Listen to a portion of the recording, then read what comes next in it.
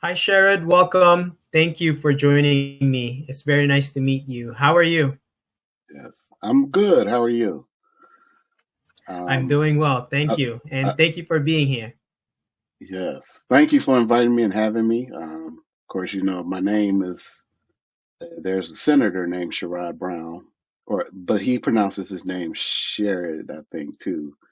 So I generally pronounce mine Sherrod, but a lot of people, make that assumption and that based on how it's spelled. So, but I've been calling myself Sherrod, which nickname Meat Man Brown. So how you doing? How you doing to your viewers out there as well, Joseph? Couldn't wait to get on with you. Thank you, Sherrod. Hopefully, I'm pronouncing it right. Um, Yes, yes, you got it. Sherrod, before we dive in, can you give me a quick introduction, a bit about yourself, and tell me how you found carnivore? How did it all start for you? Okay. Um, well, I started carnivore. I would say last year. I'm almost coming up on my year. I'm probably about a week or two away from it being my year anniversary of actually starting. Um, a little bit about myself. I'm 55 this year, and I'm a Navy veteran. Served on board the USS Von Steuben, which is a submarine, ballistic missile submarine. My rating was a cook in the Navy. So I've been cooking, catering, doing all kind of things, working in restaurants here and there throughout my lifetime. I've done many things. I've worked as a chemical operator at the what is now Pfizer, to um, working at Minute Maid, making drink box juices, to uh, postal service, truck driving. Even worked as a manager at Walmart, sporting goods department. So done a number of things. My most fulfilling jobs was probably working in a shelter, men's shelter here. It's called Open Doors Kalamazoo. That was probably my most fulfilling of all my jobs. My last job, I worked at Western Michigan University. Um, and so I'm married. I have four children, all adults. My last son, he's just starting his college. And so um, just kind of grew up as one of those regular American folks, hey, we get together, eat, a lot of times our family, we had a large family. So there's pockets of everybody, sometimes we get together, we eat and, so we all pretty healthy on the healthy side, just like most people are, as at least in America. um, and so, you tend to develop a habit around food and eating and, overeating and, you eating with a bunch of fellas, who got the biggest plate, how many plates you're eating, all that kind of stuff matters, So, um, so back when COVID started, kind of went a little overboard on that part as far as the eating. So I felt like I needed to have something to kind of change my direction on how I was eating. Um, I've been on a long-term use for steroids because when I was in the military, I contracted a disease called sarcoidosis, and so that disease is basically one of the immune system type diseases where, my body kind of thinks something is happening, so it's like kind of attacking itself. And so, which caused a lot of other secondary diseases like lymphedema, cellulitis, some other things called erythema nodosum, which is dealing with my skin and different things on my legs. And so, dealing with this disease over 20 plus years now, a lot of things nobody knew about it until recently. It's starting to pick up momentum with getting funding for research. But before that, nobody knew anything. I think I'll pretty much say when Bernie Mac died, I think that's when sarcoidosis kind of, it was like, what? Oh, he has sarcoidosis. Yeah. So, um, and so, for pretty much the last 7 years, I've been pretty dealing with high steroid use to, fight off the stuff, and then just listening to what the doctors say, even if sometimes they didn't know much about my disease. They, was trying to treat it.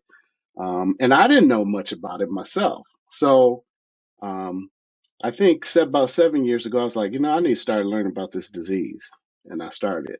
And then I'd say right after COVID, um, right when I got about 499 pounds, I was like, this is enough for me right here. I'm not gaining another pound. And that was actually when I just started making small changes, and then we get to last year, I had lost about 100 pounds. So I was starting to feel better, a little clearer mind. And last year I started COVID. I mean, started COVID. I started um, Carnivore. Um, and it was one of those things where, I had a family member. Her name is Robin Heron. I always like to shout her name out because she actually used to talk to us about Carnivore probably about 2 years ago, and we all just kind of was like, nobody, I'm sitting here worried about how my bowels gonna work because I'm sitting here making shakes with tons of fiber and all kind of stuff in it, and then like, well, I don't know, my bowels ain't gonna work just eating meat, and so for 2 years I let that go, and then so um, last year about this time, they were having a women's meeting at our church, and so my wife came home and was like, "I'm gonna start Carnivore," and I was like, "Well, we can't start right now because I just went and bought all these groceries. I had vegetables, sides, potatoes, all the stuff, condiments. I bought some snacks, some cookies, all this stuff. And it'd be like, you telling me I'm going to start Carnivore now? I'm like, so I was like, in my mind, wanting to start in the fall, actually, when my son was leaving to go to college, because I said, that'd be a good time. But, I thought about it over the weekend and I said, you know what? If I keep putting this off, then I'll never start. And so I just went on and started, man. I told my son, it's like, have fun at it. You eat this food before you go. So um, I started, man. 3 days into it, man, I probably shook off probably in about 3 days, I think it was about almost like 18 pounds.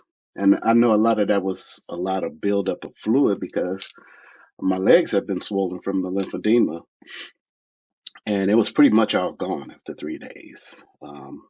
Pain in my leg was gone. I mean, I was able to start getting up. I've been immobile for about 7 years, using scooters and wheelchair, these kind of different things, walkers and stuff.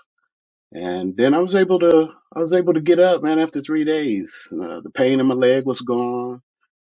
Pain in my joints were gone down. I mean, it was like a weight had lifted, and I knew then. I was like, oh, I'm doing this. Out of all the things I've done, all the diets, all the things I've done over my last 20 years, this was the one thing that worked, and it just clicked with me right away, right away. So that's how I started. Wow. Sherrod, I feel like, well, you know what? First of all, I just want to say thank you for your service. That's really, awesome. You're in the Navy, the military. That's pretty cool. Sherrod, I feel like you've gone through a lot. I wrote it down, and I hope I'm not butchering this also. Sarcoidosis, right? And lymphedema, cellulitis, and arthritis. I feel like this is a lot to go through. This is a lot of health issue, and you're taking a lot of medication over the years, but you suddenly have a better health now. That's pretty amazing. Um, what was your motivation back then? Like, with all these health issues, was it just like forcing yourself to like, with me, I've had health issues also, and I feel like I'm so reliant to medication, steroids, and I feel like, yeah, I have to force motivation, life in general. What about for you? What's it like, the motivation just to like push forward? Yeah, so I think that was what I was always waiting on was motivation to do it, and it's like, well, is death a good motivator for you? Um, really, really for me, it kind of boiled down to, a lot of the things I was saying to myself in my mind, in my head. Um, that was kind of preventing me from doing a lot of things. So I started talking to myself differently. Um, you know, uh, saying things, to myself, man, encouraging myself, you could do it. Just go ahead and do it. Let's go. I was just changing, changing things, sometimes after you try to exercise, you're like, you could do more. You could do, I had to stop doing those things because they were, causing me to, a lot of times I would overwork myself and then I would be penalized because I didn't, hurt something. So then I'd be out for 2, 3 weeks. You know what I mean? And it'd be like, okay, let me get back to working out. So for me, it really was discipline that I had to really take that word and start to incorporate that word every day in my life. And so, just like now, it's like I'm disciplined to, make sure I do some kind of walking every day or some kind of exercise, even if I just stretch, even whatever it might be, I got to do something. I've been trying to recently do some things about it, after eating, trying to, just get up and move, even if it's just going to clean or do something. Um, Movement is very great. And, man, I'm learning uh, these things since I've been dealing with this, these diseases and things. It's just like, if you put it in your mind to do it, you can do it. It's a lot of times it's our what we think about things and sometimes say to ourselves that keeps us from doing that thing. So yes, I had a lot of mental things that were keeping me from doing it. Obviously, dealing with these diseases, you have, you have depression, right? I got used to staying inside the house. I felt like I didn't need to go outside. I let my condition me to be, you know, in the house doing nothing, sitting all day. Um, and so for me, one of the things I like to do as far as exercise, okay, find the exercise you like. That's what I did last year. I like to swim, um, so I made, we got a membership to the Y and went to the Y and started swimming, and just enjoy being out there and in the water. I move like a fish. Hard to believe, but I could swim like a fish. So I love swimming, and so I got a chance to start back. And man, the first day I got out there swimming. I lost my breath. I couldn't hardly catch my breath. I mean, and I was like, okay. So the next time I came, I practiced holding my breath. I just took little steps.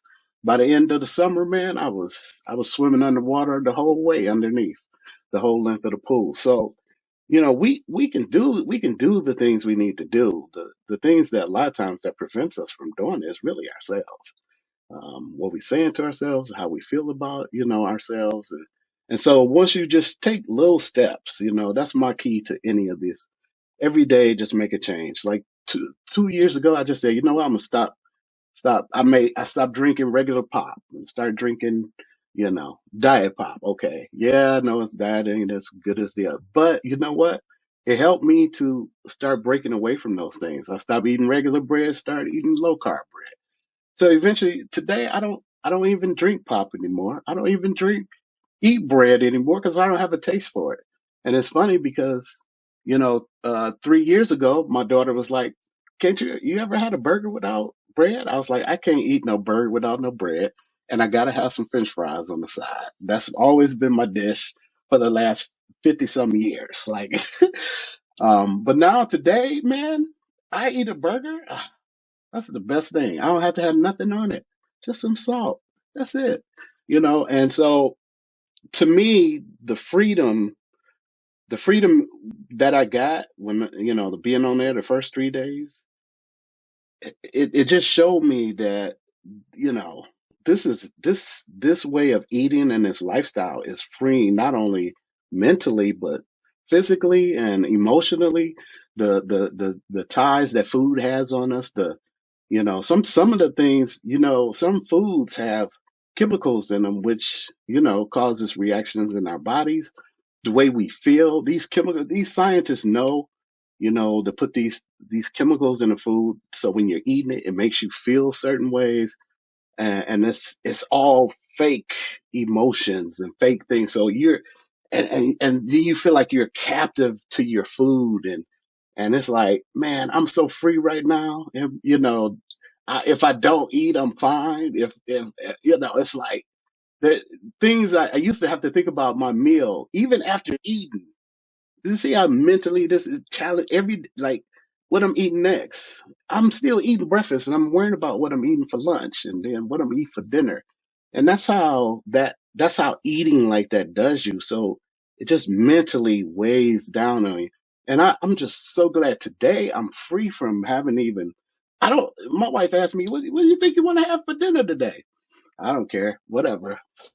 Because the worst thing I know I could do, if it's nothing, I could just have some ground beef and some eggs, man. And to me, that's fine. It tastes good. You would think you'd be tired of eating like that every day.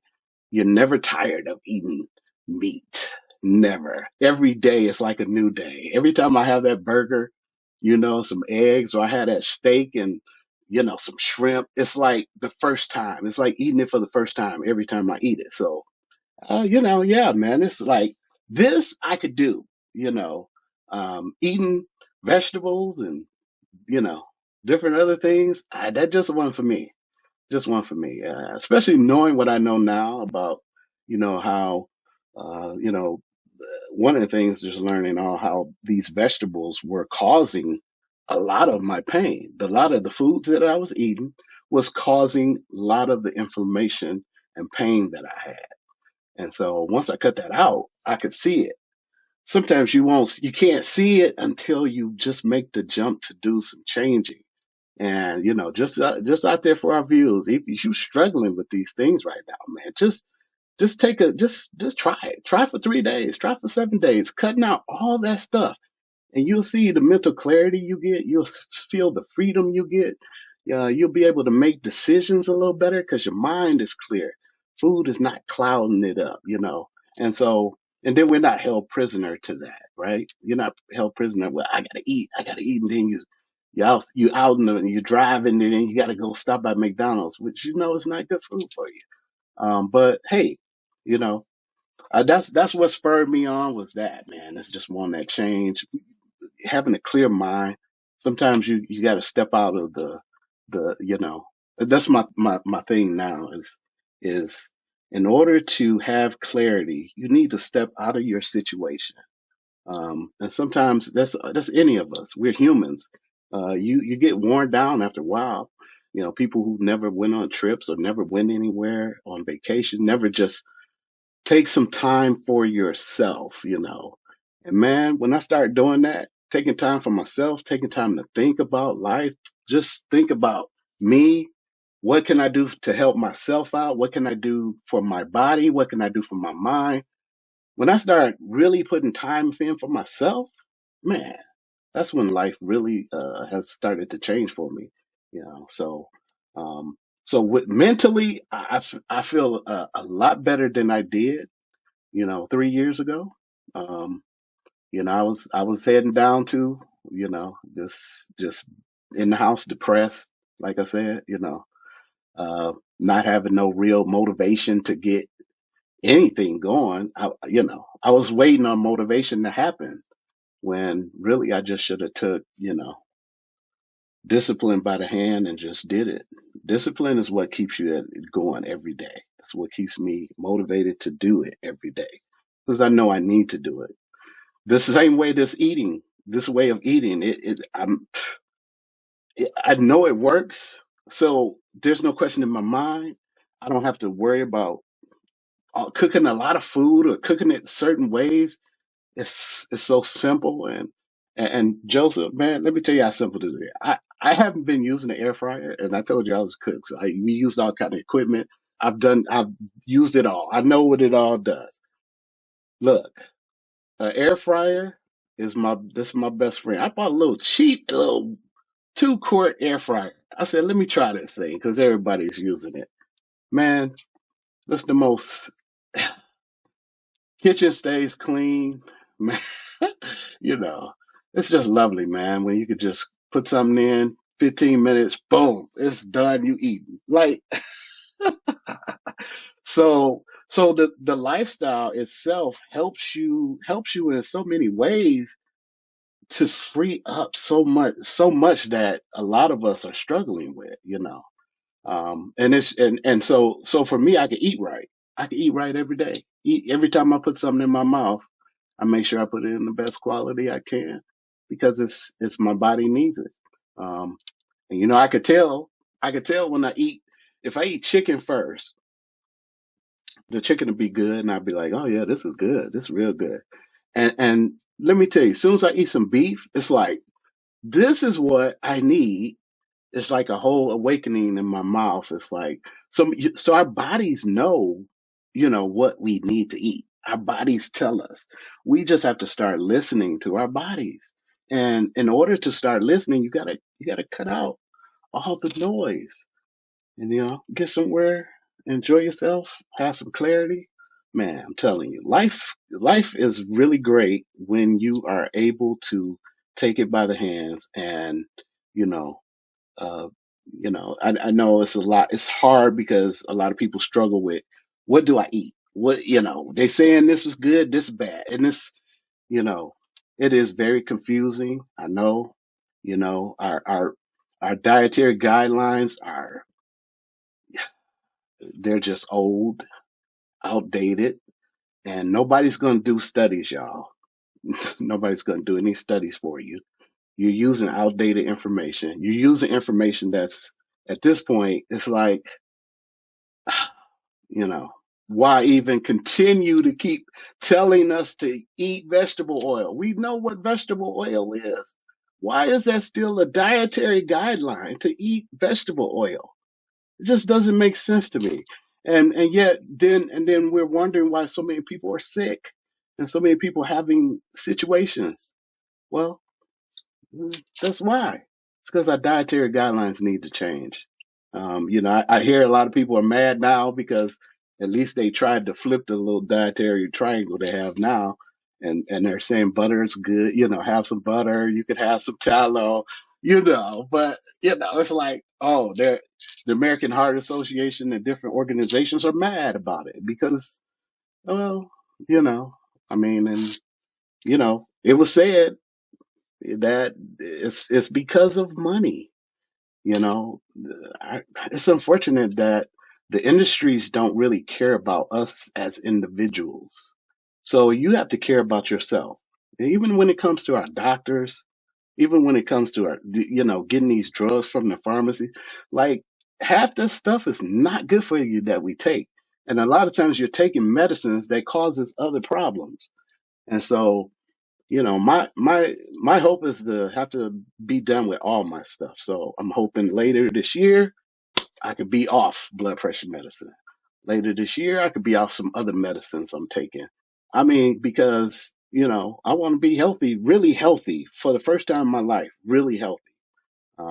And the only way that's going to happen is to continue eating a diet that's easy to maintain.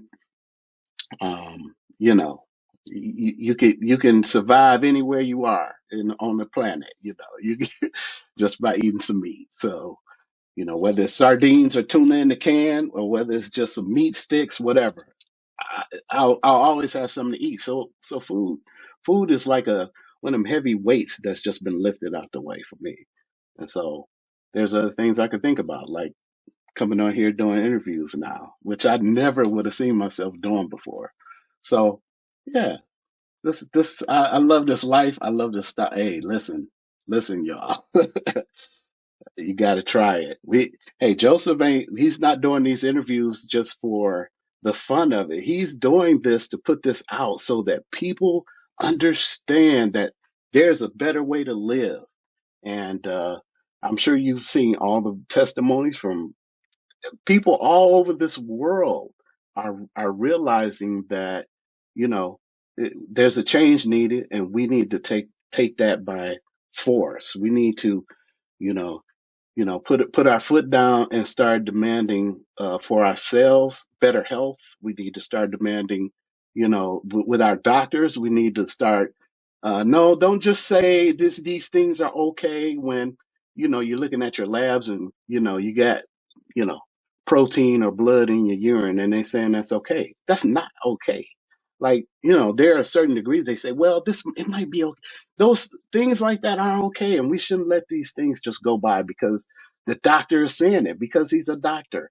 I know we look to giving people because they have these labels, but you need to learn some things yourself. And when I started learning about my disease, that was the best thing I could do because it made me come to my doctor and say, well, what about this? Can we try these things? They had to go start looking up, researching themselves. So they always had to get back with me. Well, when you see and talking to a doctor, it's not just them sitting there telling you what to do. Like you have a part in your visit. You have a part to say, I want to know about these things. And why should the first response always be medication? W- You know, I feel like I got prescribed blood pressure the wrong way, just because my blood pressure was high at this moment and, I didn't feel good. So I went to, oh, where's your blood pressure? And then so it's like, then they wouldn't let me leave until I got my blood pressure down. So I had to take some blood pressure medicine. And it was like, so that was the start of me taking it. But yet at the same time, why was my blood pressure high? We never found out why. So this happens to people all the time, especially, people living in areas where healthcare is just not, it's not adequate. We're dealing with just this big, you just getting prescribed medicine. So we have to look at all these things in our lives, from medicines to our doctor to even talking with, my dietitian, you know, um, my dietitian, we go at it because, she's like, I just don't see, you got to have some vegetables. Can you just do some not low oxalate vegetable for me? I'm like, no, because the last time I ate some vegetables, I was itching all over my leg. So no, I'm not doing that. I'm not eating like that no more because it's no value in it. There's no value. I'm sorry, and I know a lot of people gonna feel that way. They do, and we welcome to. This is how I feel. There's no value in vegetables, so why eat it? And definitely the fruit. It's oh God, don't even get me on the fruit. This is just sweet. It's just sugar. That's all we're eating, y'all. The sugar is it's what's doing the damage. That's why they call diabetes a silent killer. You don't know the damage is done to you until it's normally too late. And so, you know, hey man, I'm trying to help you, Joseph, spread this word as well, man, because man, our people are dying and don't even realize, that maybe, just maybe, I could have just changed what I was eating and that would have helped me out. And so, yeah, man. And I was one of those people heading that way. So, you know, I've had plenty of doctors tell me, if you don't change what you're doing, you're going to be dead in 10 years. I've had doctors tell me that. So, praise the Lord. So, Wow. I know I was Oh, rambling. Sherrod. So sorry. I feel like you made a lot of good points. No, it's okay. I feel like people need to hear this. I feel like you made a lot of very good points about carnivore itself, and I noticed there's a lot of similarities with with the carnivore journeys, because you mentioned there's mental freedom, like there's no more emotional attachment that's been removed with the they call food, but to me it's just really sugar. Yeah.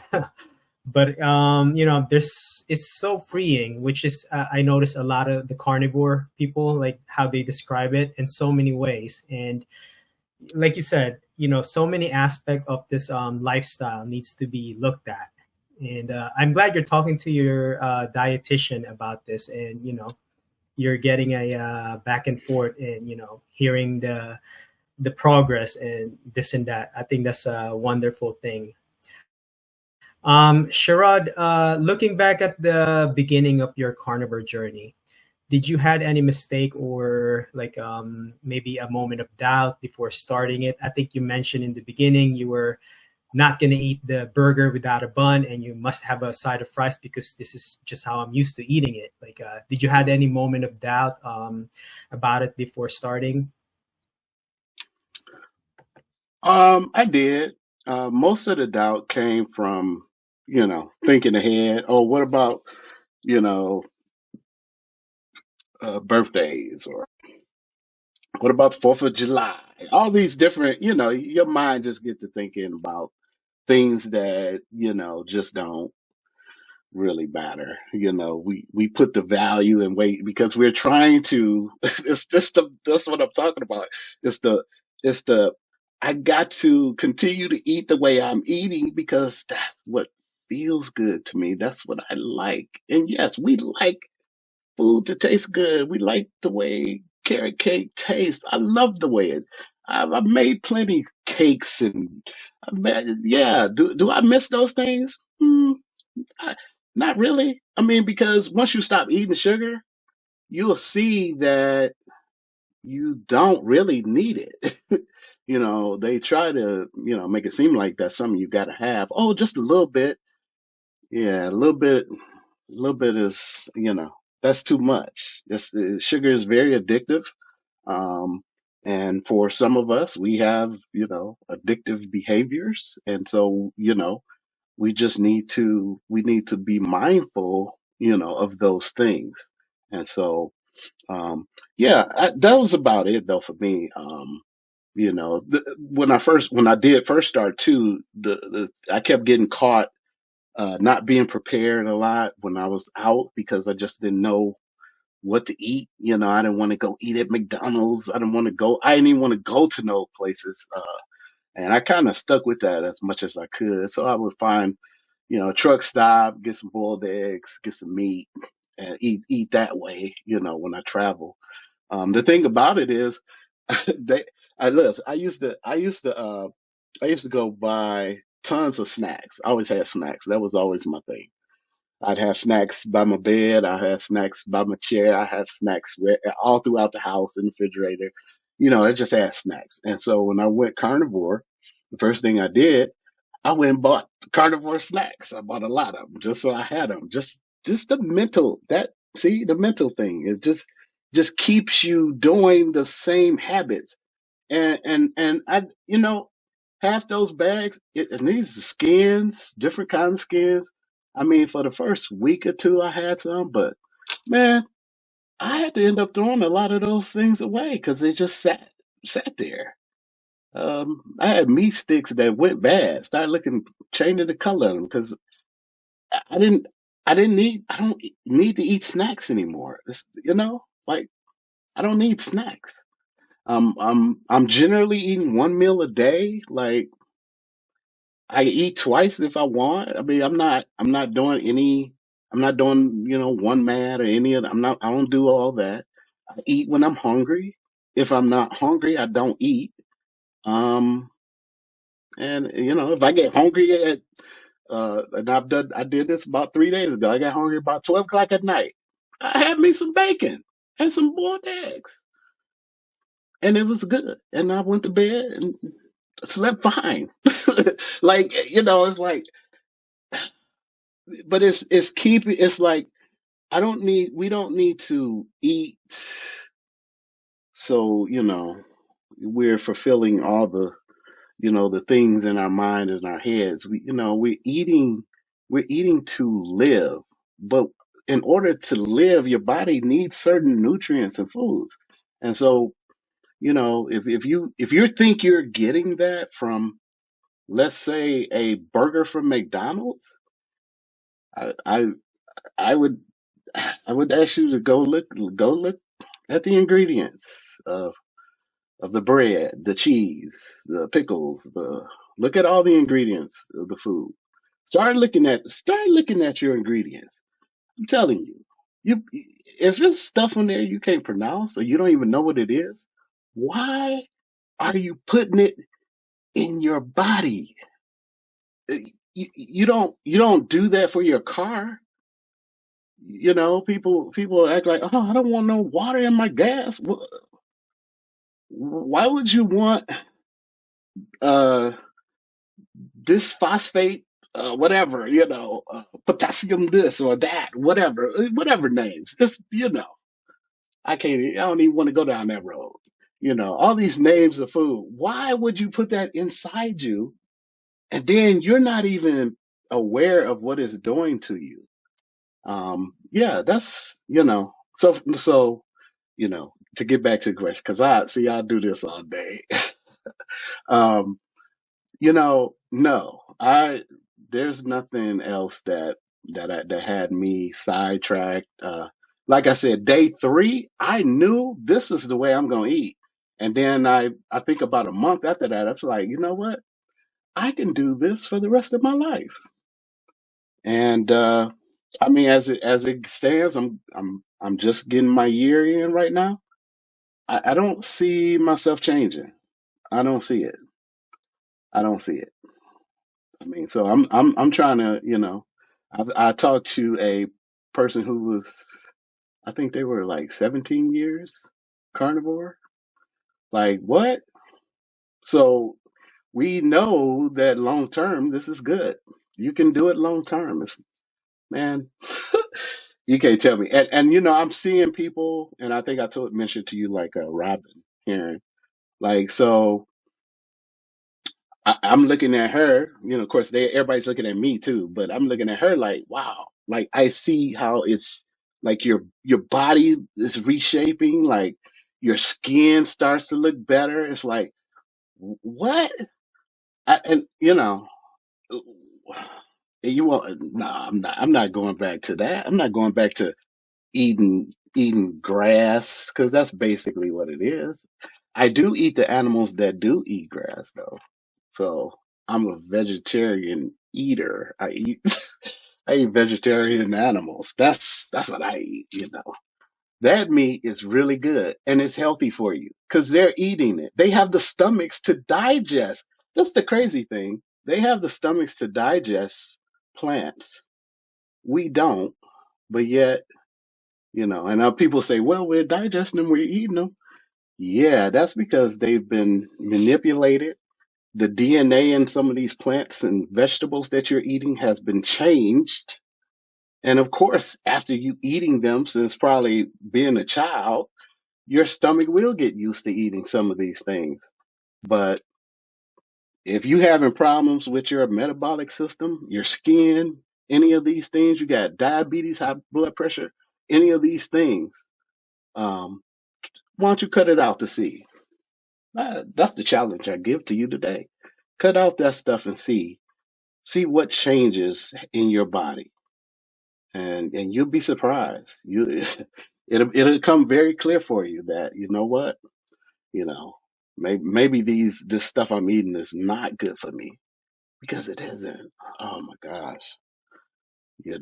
I look at stuff today like crackers. you know or you see crackers, we eat crackers with chili, or you eating crackers with cheese, peanut butter. Just eating the crackers, just regular crackers are not crackers. They got 15 different ingredients in these things. And a lot of it, the ingredient is in there to make it taste good to you. So your brain says you want more. That's a manipulation to you if you understand what they're doing. It's yeah, that's why you can't stop eating them. Why you can't stop eating them? Because they got some stuff in there, MSG, all these different things to make your taste buds. Since your brain starts to release these endorphins and all these different things to make you feel good, and you want to keep eating them because they taste so good. Everything that has all these seasonings on them, sour cream, barbecue, any flavoring has this stuff in it, and so just don't be duped by food no more. I don't want food to dupe me. I want to eat what it says. If one ingredient say beef, that's what I'm eating. Say pork, I'm eating it. It says eggs, I'm eating it. So I mean, it's real simple. Nothing complicated. I don't like wasting my time thinking about what I'm gonna eat. Or I just eat. I just sit down and eat. And now my wife is like that now too. So we doing good.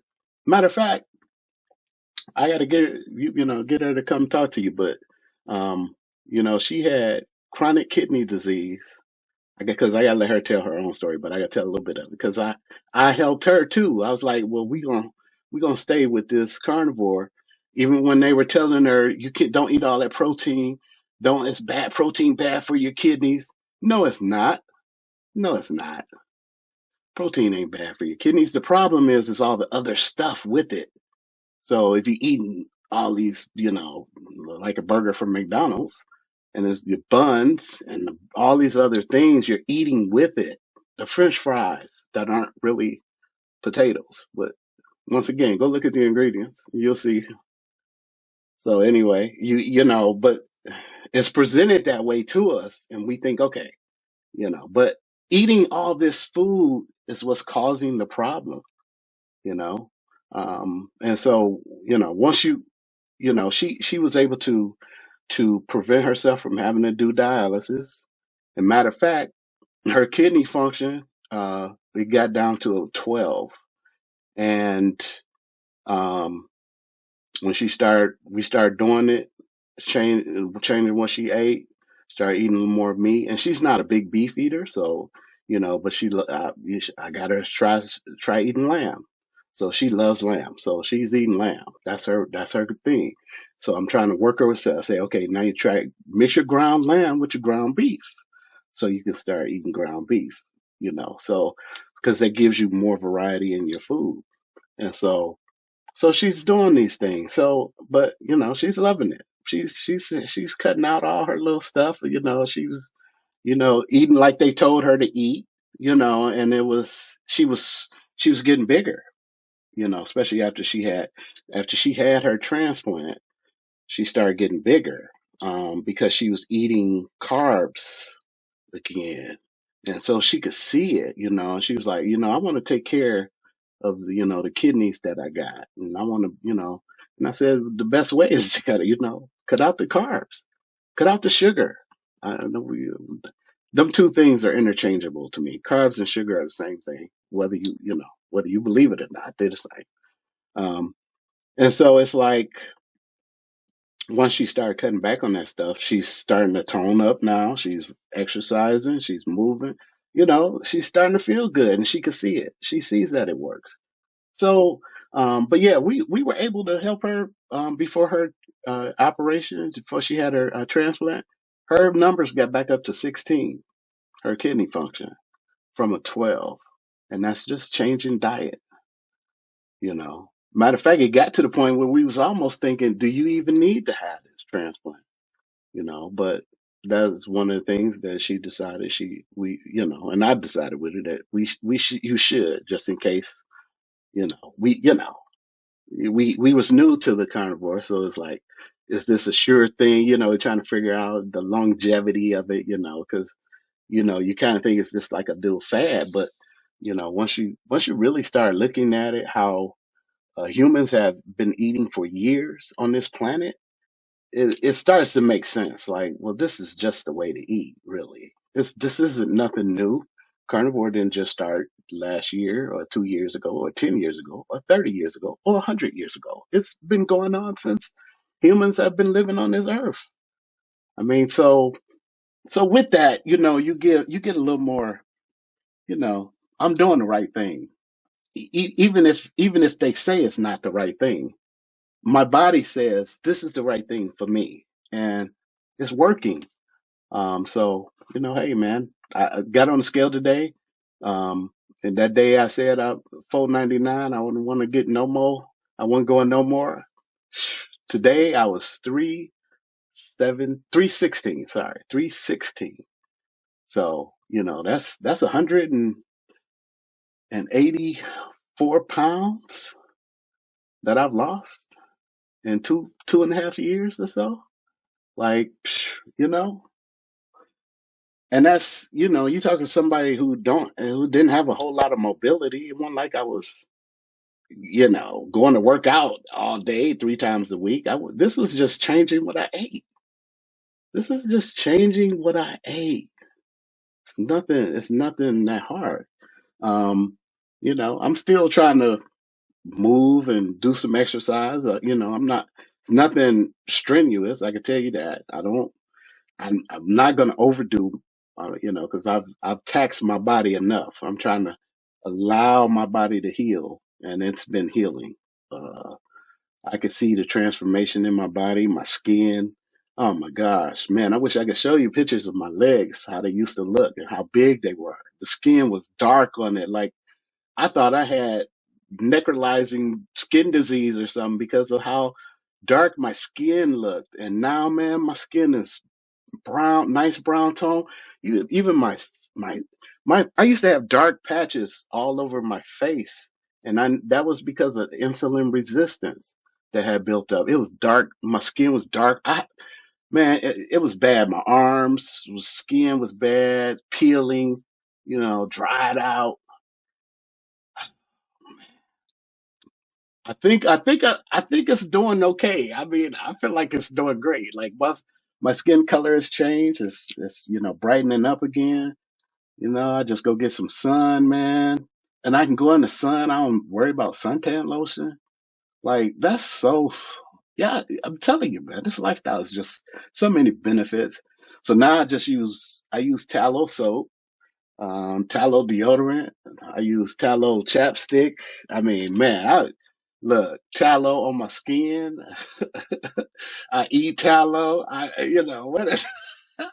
I do it all, Joseph, man. It's like, so it's great, man. This lifestyle is great. Like you can't lose, you know.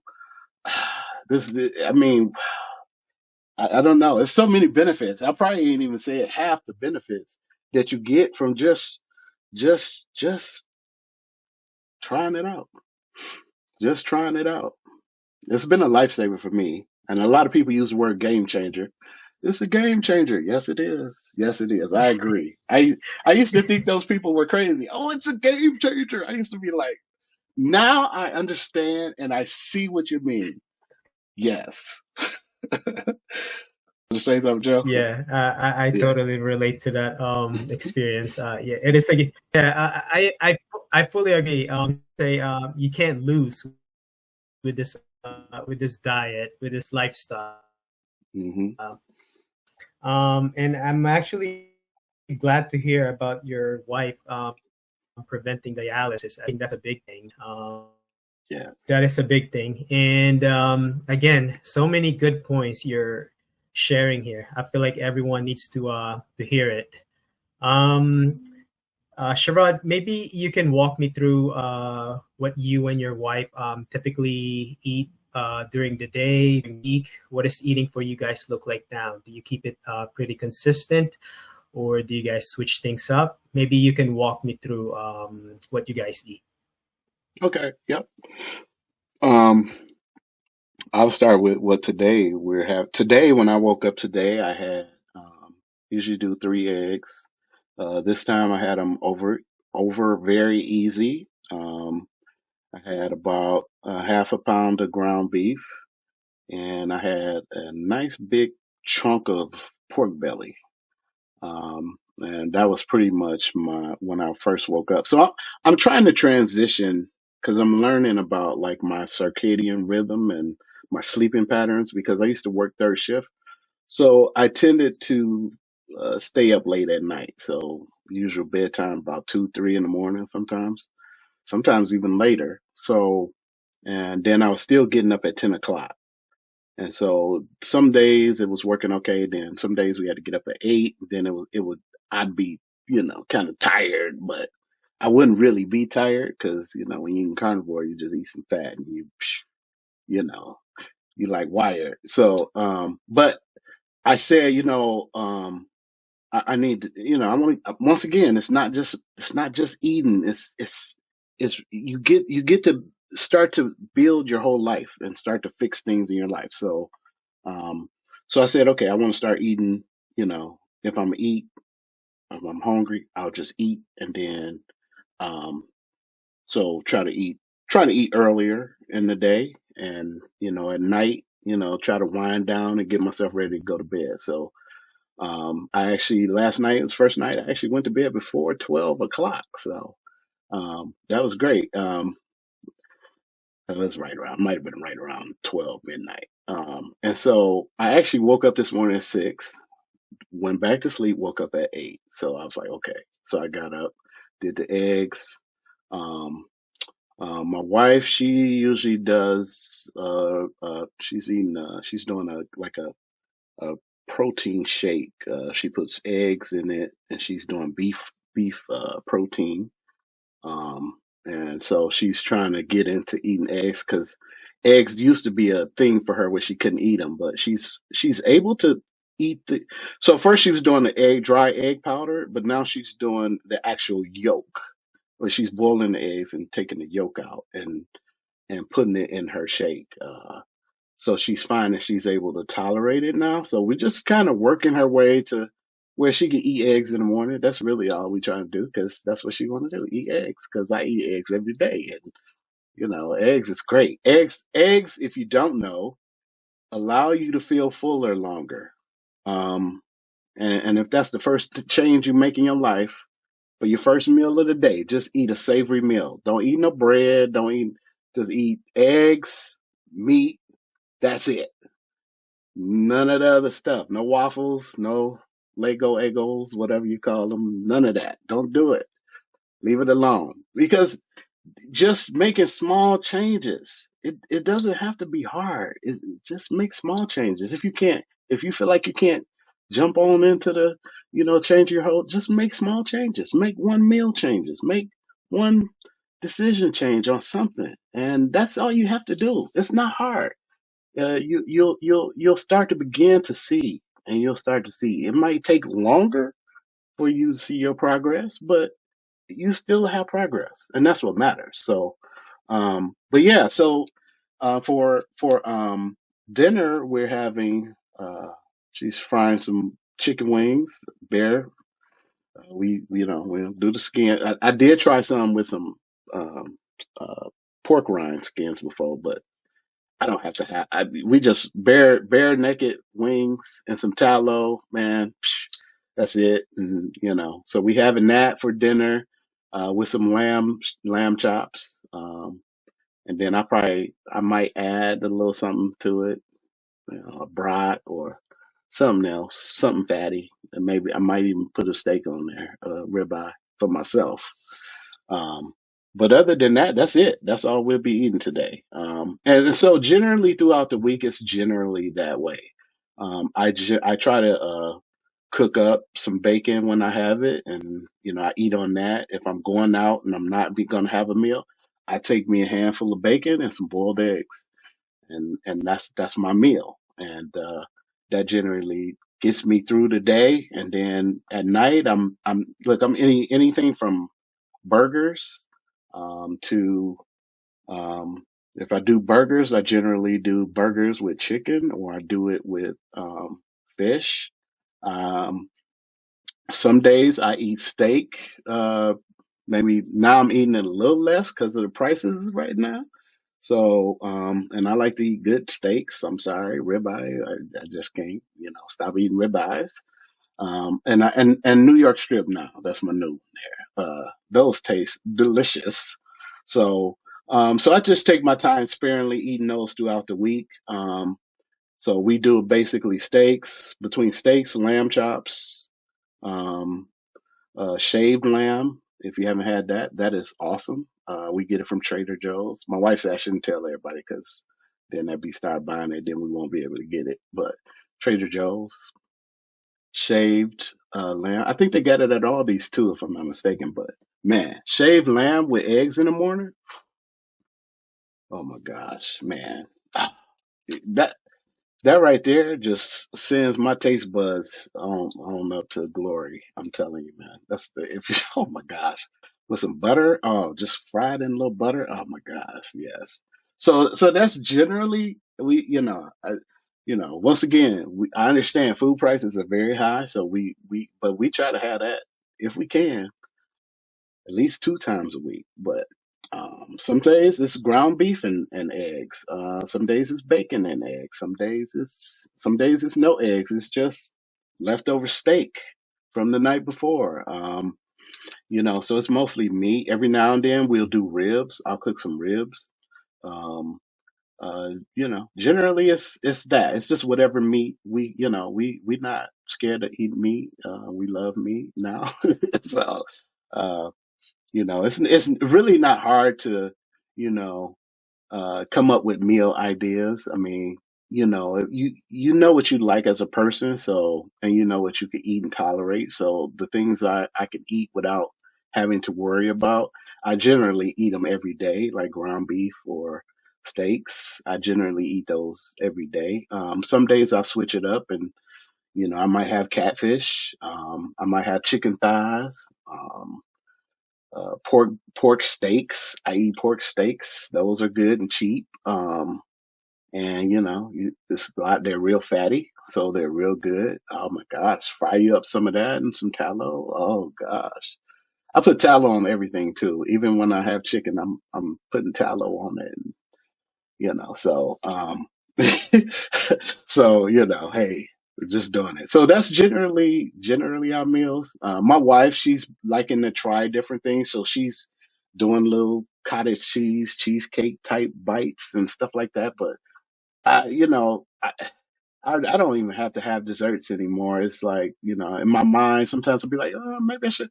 I made some carnivore ice cream. It's still sitting in the freezer.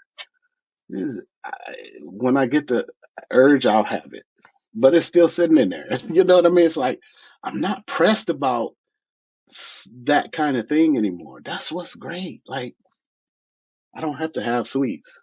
And of course, everybody, so now going to these birthday parties, these different events, all these different things now, it's like, okay, well, yeah, I'll have at it. And if it gets too bad, I just go full.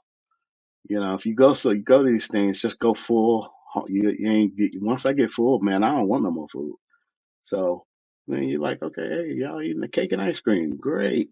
You know, you don't feel so tempted to have one because of the pressure put on you. Why you not eating cake? It's just a piece of cake. It's just a little ice. No, it's sugar and it's addictive. And if you knew what it was doing, you wouldn't have nothing either. But hey, so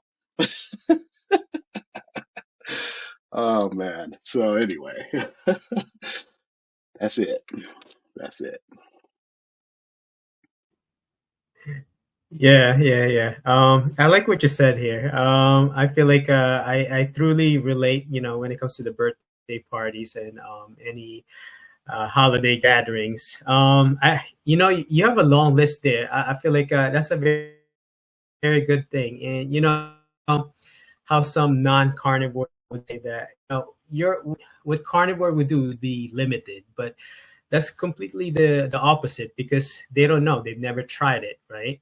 So but what you just gave me was a long list of choices, long list of like what things you can eat, what things you can do. I mean, to me that's like more than what the unnutritional food had to offer. So Yeah. um Sherrod,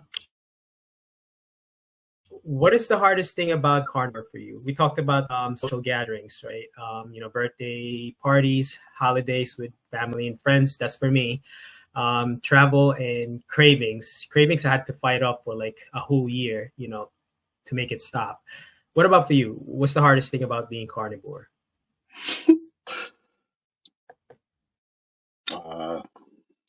I don't know. I haven't found anything hard about it right now. I don't know. I can think of nothing that's hard about it. Other than trying to make sure I have, the meat on hand, trying to, shop around for prices. That's probably the hardest because it's not just price for me, but it's quality too. Um, So that's probably the hardest. Man, you be trying everything. I want people. I gotta have ears in the street. Tell me when there's some ribeye on sale somewhere. Like let me know. I try to use the Flip app to let me know what's on sale at these stores around here. That's probably the hardest thing is just, you know, trying to figure out, am I buying the whole primal roll, or am I getting just the individual steaks? That's for me is the hardest right now. Um, and when I can, I try to get the roll because I get twice as many steaks, man. And I get my own fat.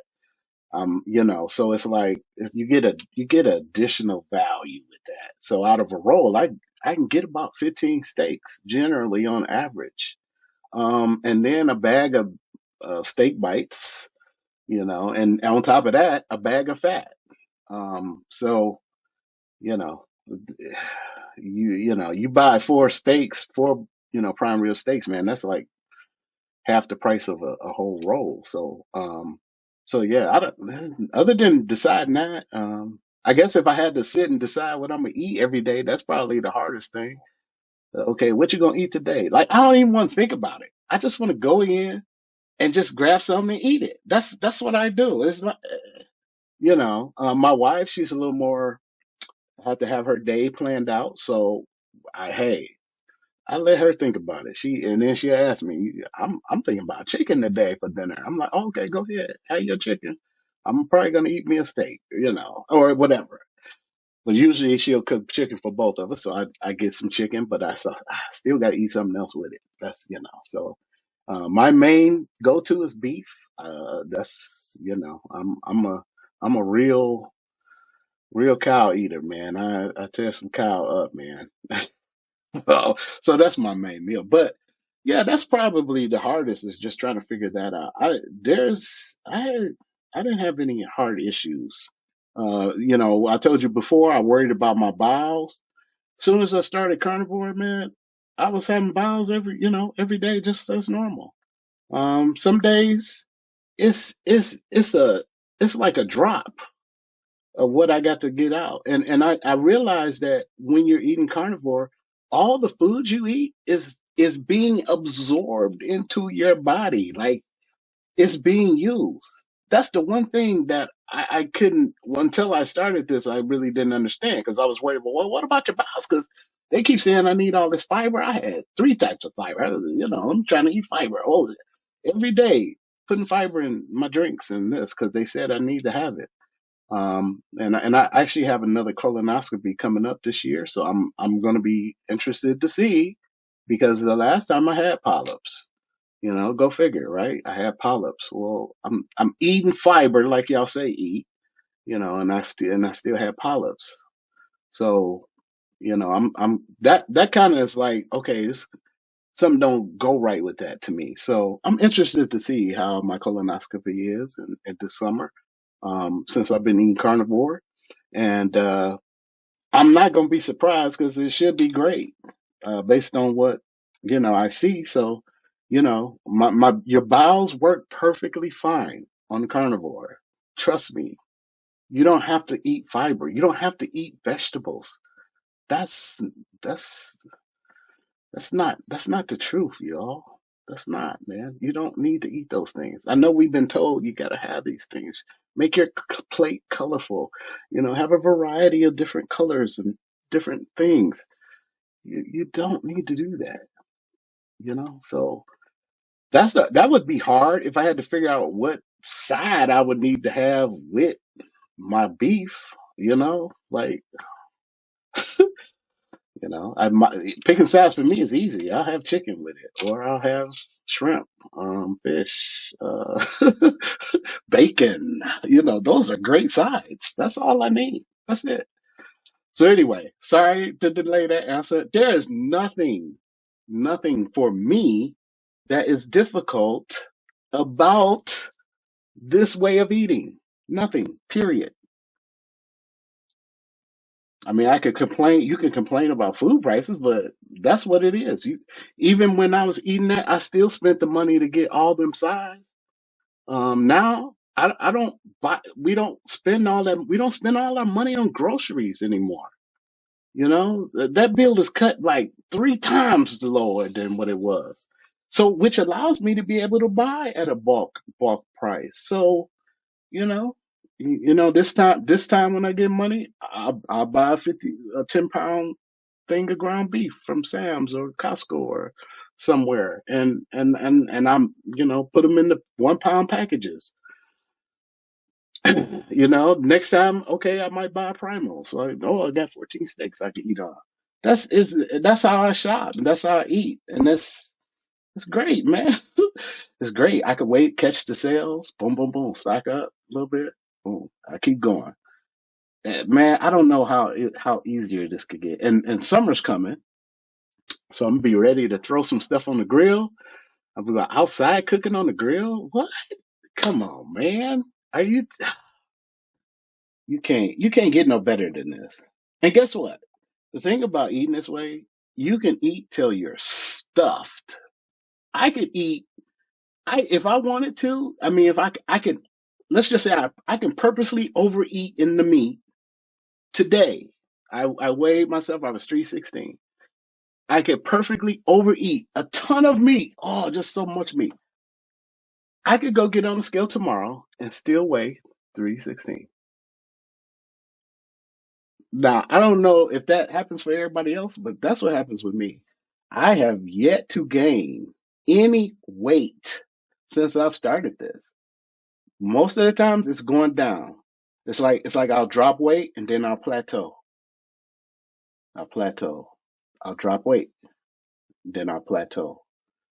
And all this time, this last year that's been happening, it's been like boom. I mean, this shirt right here, right now, is too big for me. If I stood up, it would look like a dress. That's how big my clothes feel on me now. I was wearing 7X. Now I'm down to 2X in my pants. I'm down to 3X in my shirts now. So, you know, what, there ain't nothing too hard about that. What's the hard thing? I got to go buy new clothes that I can fit in once again. Like, yeah, it is hard. That's hard because the clothes get cheaper as I get smaller. So that's what I'm finding out. I've been overpaying on my clothes for all these years. Going to Big and Tall, getting clothes and shirt like $70, and now I can go buy shirts that's 20. So I'm feeling great about this. Ain't nothing too hard about that. Not at all. No, no, you can't convince me. I'm sorry.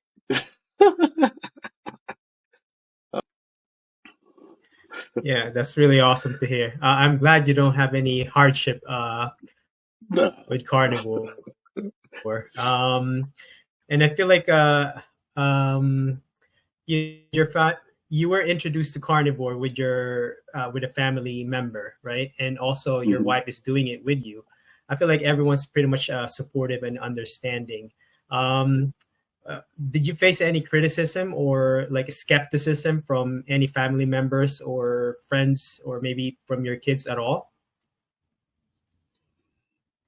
No, I actually did not from my family. Now, obviously, people I talk to in my family that I'm trying to encourage, or even friends or people that's at church, or people I run into. Matter of fact, I was trying to sell my scooter because I didn't need it anymore, and it was big, bulky. The guy I sold my scooter to, I told him why I was selling it. He tried it and he lost a ton of weight, and he's like, man, thank you for introducing me to carnivore. I mean, hey, man, yeah, that's what this is about. Like, I'm not trying to hoard on the information. We're trying to get this information out to as many people as we can because there's some freedom in this. And once people start realizing it, then maybe their food system will start to change. Maybe they'll start making stuff healthier, at least for the people that's eating it. Like, this food is not good for you at all, not one bit. And you can't tell me otherwise. You know, if you're not eating whole foods, you're filling your body with garbage, and garbage in, garbage out. You know, that's, this is, so, but most of, a lot of people still are, you know, you could be, I'm talking to people who sick, like, like, like this might help you if you cut these things out. I can't see myself not eating vegetables, or not eating this. Or I can't see myself not having no ice cream at night. Like, you can have ice cream at night.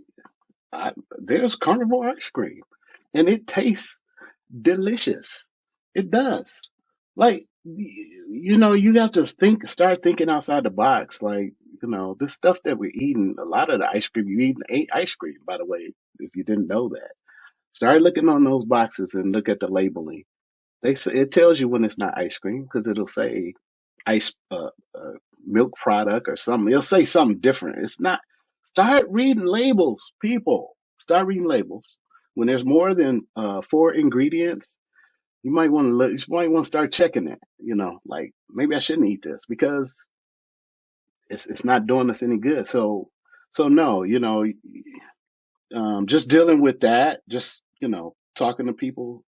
And some people, you wanna like, hey, here's an option for you to try, and you get the resistance to it, and it's like, ultimately, maybe you can just start cutting back on your sugar. That's what you try to tell them. Then it's like, you know, but sugar is very addictive, and people act, they defend it, and I get it, because I used to do that. I used to, make ways for myself to continue to eat that way. Like, that's a mind blockage thing. It's like, and a lot of times I really, look, um, working in the pharmaceutical side of things, where I was creating drugs. I made Sudafed. I made the stuff that's in Viagra. I made these drugs when I worked in the pharmaceutical. Look, I'm telling you, this stuff is something. And don't think the food and the pharmaceutical industry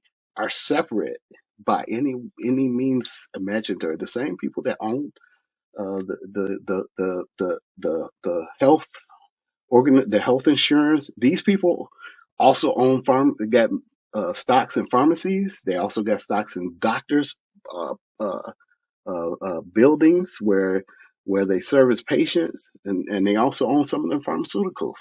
So these people are making an industry on us, on our sicknesses, on the things. They've developed this over the years, and they're continuing to do it. It's not a. You should not be surprised by that. Like, it's really about greed, and if that's one thing you haven't seen in these last 4 years in this country, that it's about greed. Open your eyes. This is it. Just open your eyes wide and look and see what's going on in the world today. It's the same thing that's going on in the world. The same thing that's been going on in our medical field, in our pharmaceuticals, in our in all these industries that it's about money. And so we can break those things by sharing what we're sharing here today. We can change. If we change one person, we change. Maybe that one person can change somebody else, and so hopefully somebody. Because I know as a lot of carnivore people, we watch each other's carnivore stuff, because I'm motivated by other stories. So that's why I watch these channels, and I try to keep watching, because this is our community, and we love each other. We really support one another. I love that. Like, I've never been attached to such a community that is really about helping one another and being, and like spreading the news, and so yeah, I want to be a part of it. I want to help. That's why I was like, let me let me get back with you so we can come on the show and, help out people, man, because people need help. People need to know there's another way. And, you don't have to suffer in your circumstance. Your circumstances can change just by making one small change, just by making one small decision. You can change your circumstances. You don't have to sit and suffer with pain and disease and all these different things. You don't have to, especially when your doctors aren't telling you stuff and you don't know anything. Listen, start, get connected with somebody. Find somebody. If hey, look, go online. If you don't know anybody in your area, go online and look. There's tons of people out there. Just start watching some videos. That's all I did. You know, I've been watching carnivore videos since I started carnivore, and I still watch them. If I got to watch it every day, I will, because it just reinforces what we know. It reinforces what we're learning. It reinforces what we believe to be the truth. And the truth is that this is the right way to eat. This is the right way to live. This is it. And it's gonna make people mad. It's gonna turn heads. It's gonna, your family's gonna be like, why are you eating like that? Why you just can't have no? Why you can't have no French fries? Why you, like, you know? But hey, you know what? Guess what? Because I want to live. I really want to live. I'm 55 this year. I said I don't want to be in the situation I'm in for the rest of my life, like not being able to get up and move around. And I don't want to be like that for the rest of my life. I want to enjoy life, man. It's things that I haven't done before, and this last year, I've been able to experience those things. I went on my first cruise last year, and man, I love it. I love cruising. It's the best thing, bro. It's like once again going out to get clarity. Like that was so important for me. Learning like my systems in my body, and learning that we need rest and recover. We need those things. We need to, it's good to keep going and doing things, but you can wear your body out by doing those things. And so recuperation, rest, man, I'm trying to enjoy life. I'm trying to live stress free, as much as I can. That stress is nothing but a killer in itself.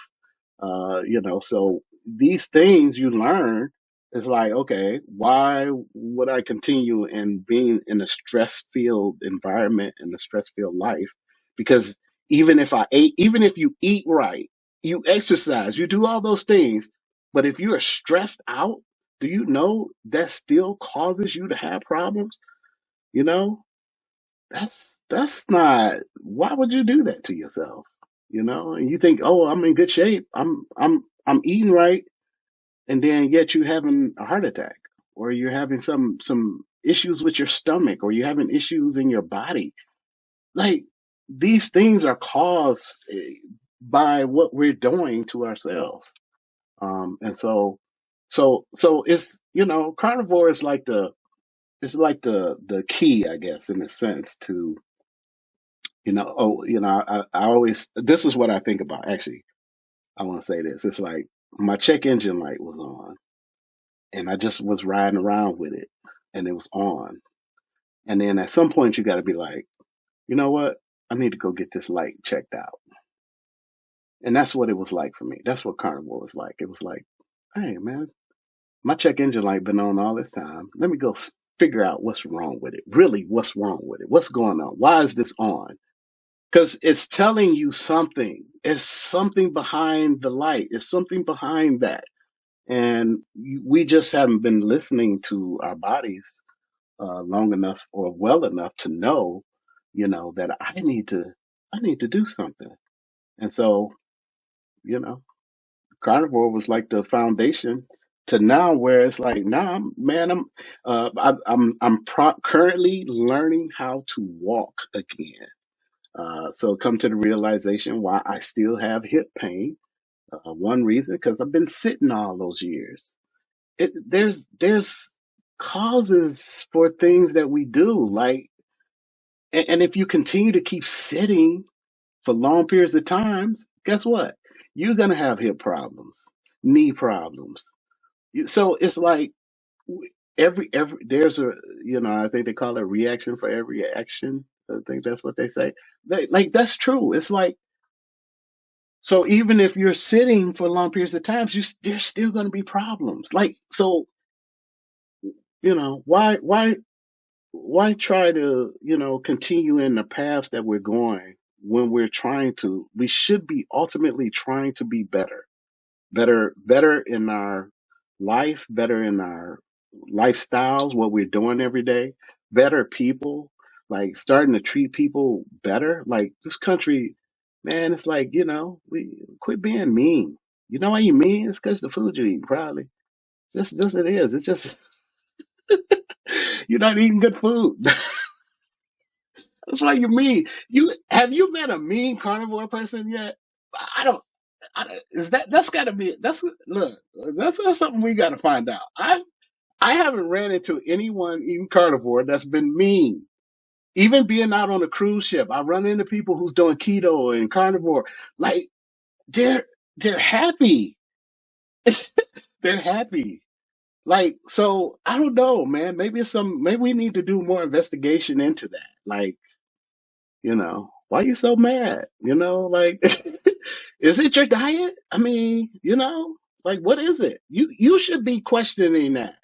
What is it? Why are you so mad? Why are you so angry? Why are you so tired? Why are you these ways? Like, if you eating and then all of a sudden you pass out because you just ate a donut, th- your check engine light is on. I mean, that's really what it is. And we have to you have to make sure catch this stuff before the damage is done. Once again, sugar is they call it the silent killer, the diabetes. That's what it is. And I find, because I was pre-diabetic for about, I'd say probably a good 4 or 5 years. But then some of the studies I see, most of the time, when you're pre-diabetic, you've been pre-diabetic longer than that, than when they've actually, said you were pre-diabetic. But I went from the highest I would let it get to would be like a 7.5, because I just was like always kind of watching it. And I know about 10 years ago, they actually changed it, because it used to be 6.5, I think it was, or no, maybe it's 5 or something, 5.5. It used to be lower or something, or higher. No, it's higher. It's 6.5.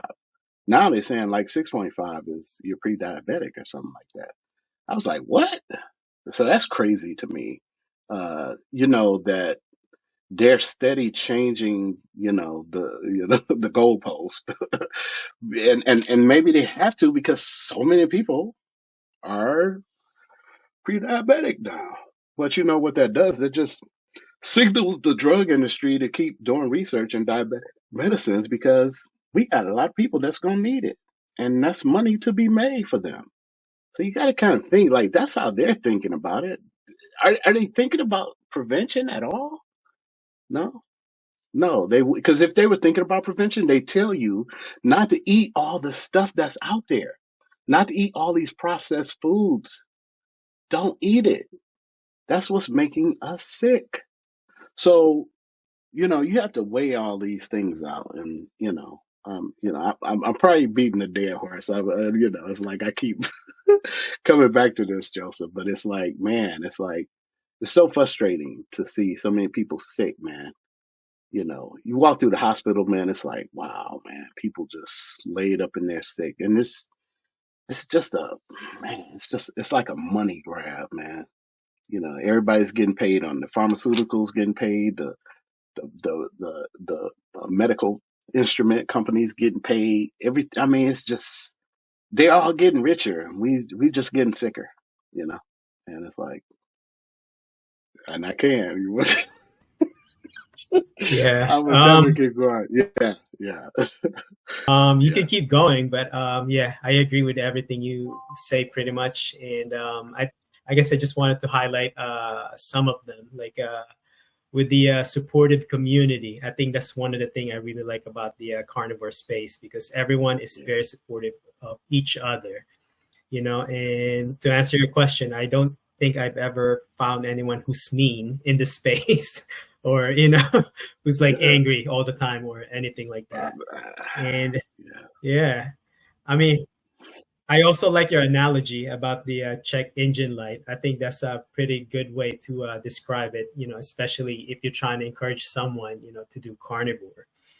And I think one more thing I wanted to highlight was you talked about the bowel movements early on. And I think that's one of the things I was a little bit having a hard time wrapping my head around it before starting carnivore because, you know, where does your food go?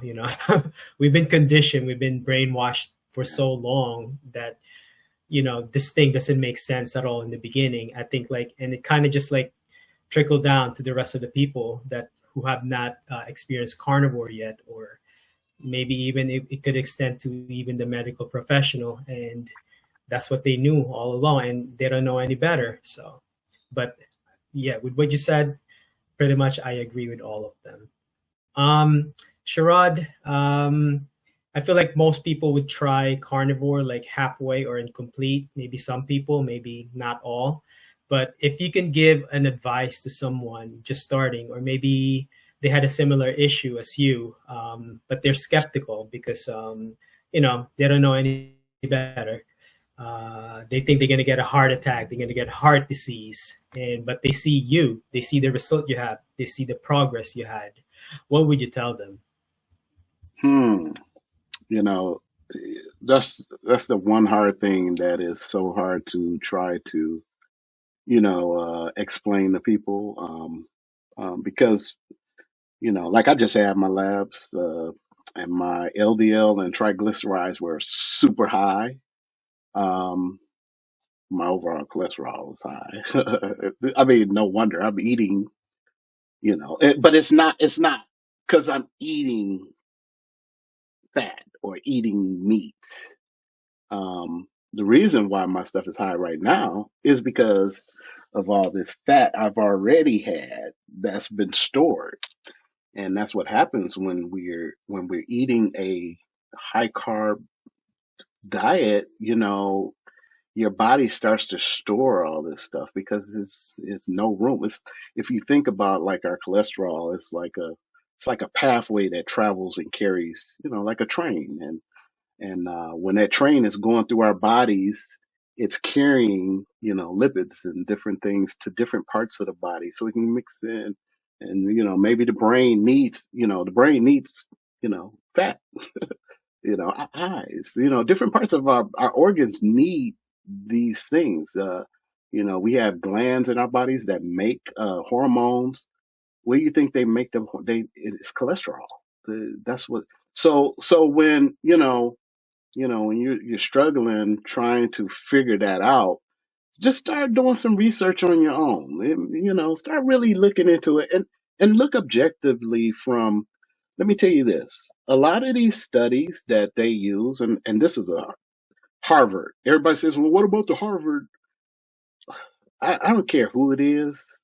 You need to look and see like what people was included, how many people, what was the parameters. Sometimes these people are healthy already. Like it's a whole like it's a lot of stuff you have to look at when you're following research and the way they do research. And I'm gonna tell you, a lot of this research is funded by a lot of the food and pharmaceutical companies, y'all.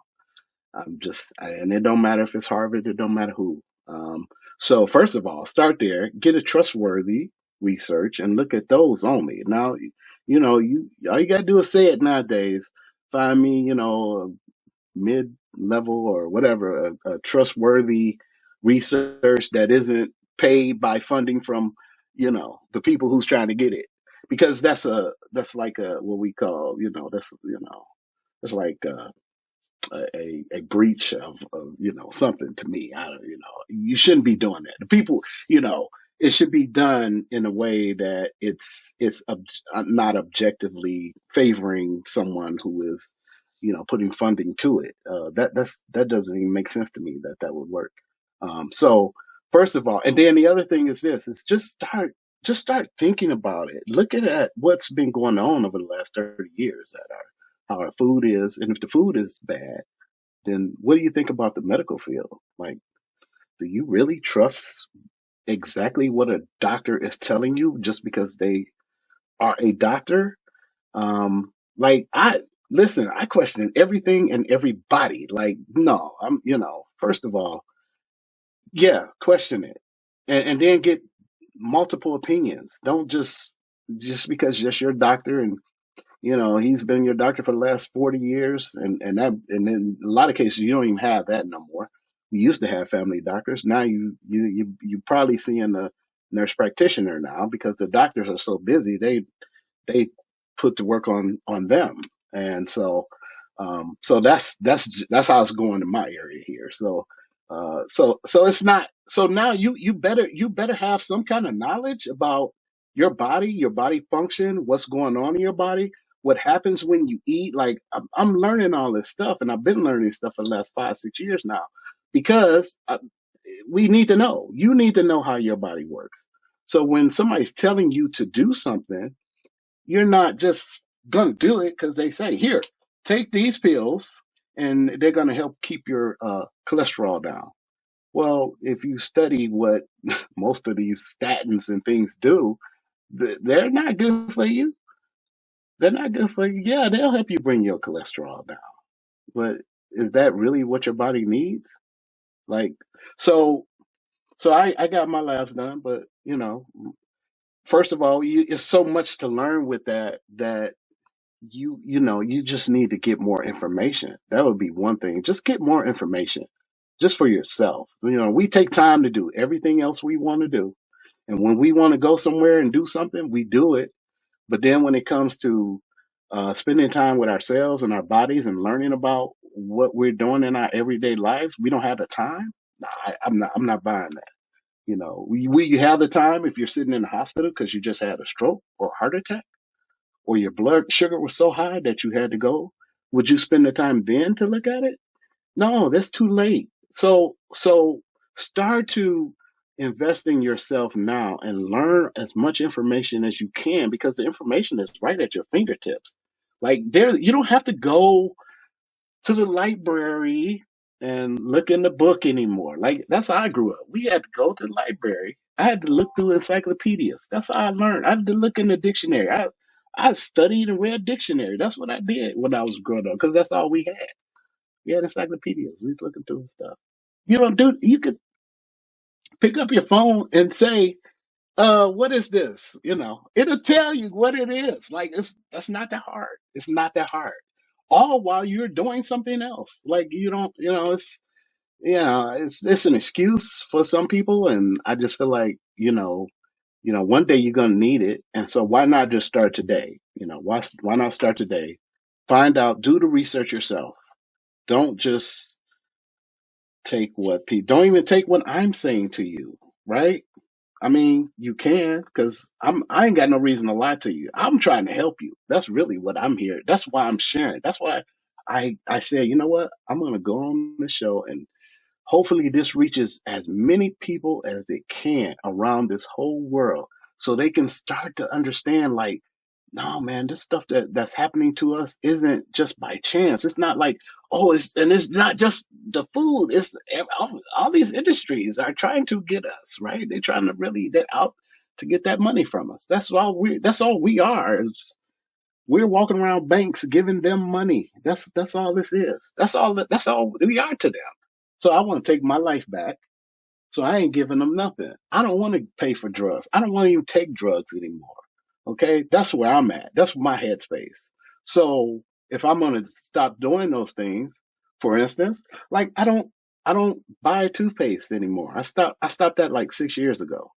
I stopped buying toothpaste. I'm talking about Crest and all that stuff. That stuff is a chemical in your mouth. Yes, it will kill the bacteria in your mouth, but guess what? It kills all bacteria in your mouth, the good and bad.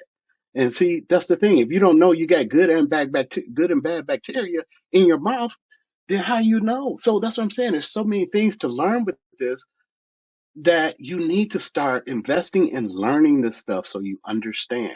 So yes, I don't buy toothpaste. I don't need to buy toothpaste. I do buy. Let me say this. I do buy toothpaste that is either, sometimes I use a charcoal toothpaste, or I'll use a, like a Luminex, something that does coconut oil. And, I know what the ingredients are, like it's coconut oil. It might have a little bit of mint in it for the freshness of your breath. But, and I've been to the dentist, and guess what? My teeth are fine. The only time I was worried about cavities, that was when I was eating sugar. If you don't eat sugar, your teeth are gonna be fine. I go across my teeth right now, they're smooth. You know what that smoothness means? That means it's a good, nice covering because there's no bacteria. The problem when you're eating all that sugar and stuff in your mouth, and you could feel that's plaque and all that stuff. It cakes up. That's bacteria, bad bacteria in your mouth building up on your teeth. And so you have to keep using Crest because you have to keep killing it. So it's like, but yet some of us, you still have cavities because it's up in your gums. And that's all it is bacteria that got up into your mouth and got rooted into your gums. So it's these type of things we don't know a lot ourselves because we were brought up a certain way. Maybe you was brought up to, hey, brush your teeth. Here's toothpaste. Here's this. Drink this. Do this. Eat this. You got to eat all your food. All these things we were raised to do. You gotta say, okay, wait a minute. Let me, yeah. So all the things we thought we believed in, the way our diet is, and all this stuff, you have to just step out of it for a minute and kind of look at it from a different angle, because the truth is going to be hidden because there are people who want to make money off of you. I mean, I don't know how else to say that. Like that's what they're making money off of you, off your sickness. So you can kind of feel they kind of want you to be sick, really, right? If you go to the doctor and you have high blood pressure, they give you blood pressure medicine. Did they run a whole bunch of tests and see why you have high blood pressure? Probably didn't. They just probably put the thing on your arm and your blood. They probably took your blood pressure 3 or 4 times. Oh, it's high. And then so here, take these. That's how it goes. And so you take them because you trust in your doctor. Same thing with oh, your cholesterol is high. Woo! And I'm gonna tell you, if you're eating a high carb meals and foods, then it's probably a bad thing. So you might want to watch it because remember that train running through your system is carrying bad stuff that can plug and cause plaque. When you're eating this way, your body is fueled by fat. That's our fuel. It's not sugar. And so this way of eating changes how your body works. It changes. So your body begins to, which is what it really wants anyway, is the fat, because the fat helps. Your testosterone levels start to go up, your brain activity starts to go up. Like it's so many benefits to eating fat. And I know they don't want you to eat fat. Don't they? Tell you, oh, don't eat fat, don't eat too many eggs. They tell you, listen, y'all, listen. Common sense. Well, our people grew up back in the 1900s, like early 1900s. Come on, what do you think people were eating? They were eating from the they had cows. They ate everything from the animals. They used the fat. They used the skin. We used this is throughout all of our life. Like really, y'all, come on, man. Just put two and two together and think about this. Like there's nothing hard to see in through history how people ate.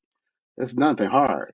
And then when people did start trying to eat plants, most of the time the plants and stuff we eat, people they know what they do because they use them for medicines and different things. But that was all they used them for back in the day, you know. But we didn't start getting all these diseases like we did. There were minimal amount of people with diabetes and all these different things coming. But if it was, it's because they overate so much of the sweet stuff. That was it. That was why. It wasn't because oh we're because they eating pigs and they eating cows that oh boy, we gotta, no. I've yet to run into any carnivore that I know that is. that has most of the carnivore people cholesterol is high from what I'm talking from what the people I talk to. So it's gonna be high, and that's yeah. I was worried about mine being high, but there's people 3 times higher than mine who's been on carnivore for years, and I'm just like, okay. So it's really not. It's really the noise that we're getting from the industries that want to maintain their dominance in the industry. They want to maintain making money. So if that's what their plan is, you need to have a plan, right? You need to have a way to say, you know what, I want to live. I want to live a good life, and I don't want to be dependent on drugs for the rest of my life. And so, just make the decision. It's really a decision. Make the decision, and then walk in it. Right? You just start making changes every day. If you're not one to jump, just jump right in, because that was me. I was like, I mean, meat to me was not an issue because I was eating meat already.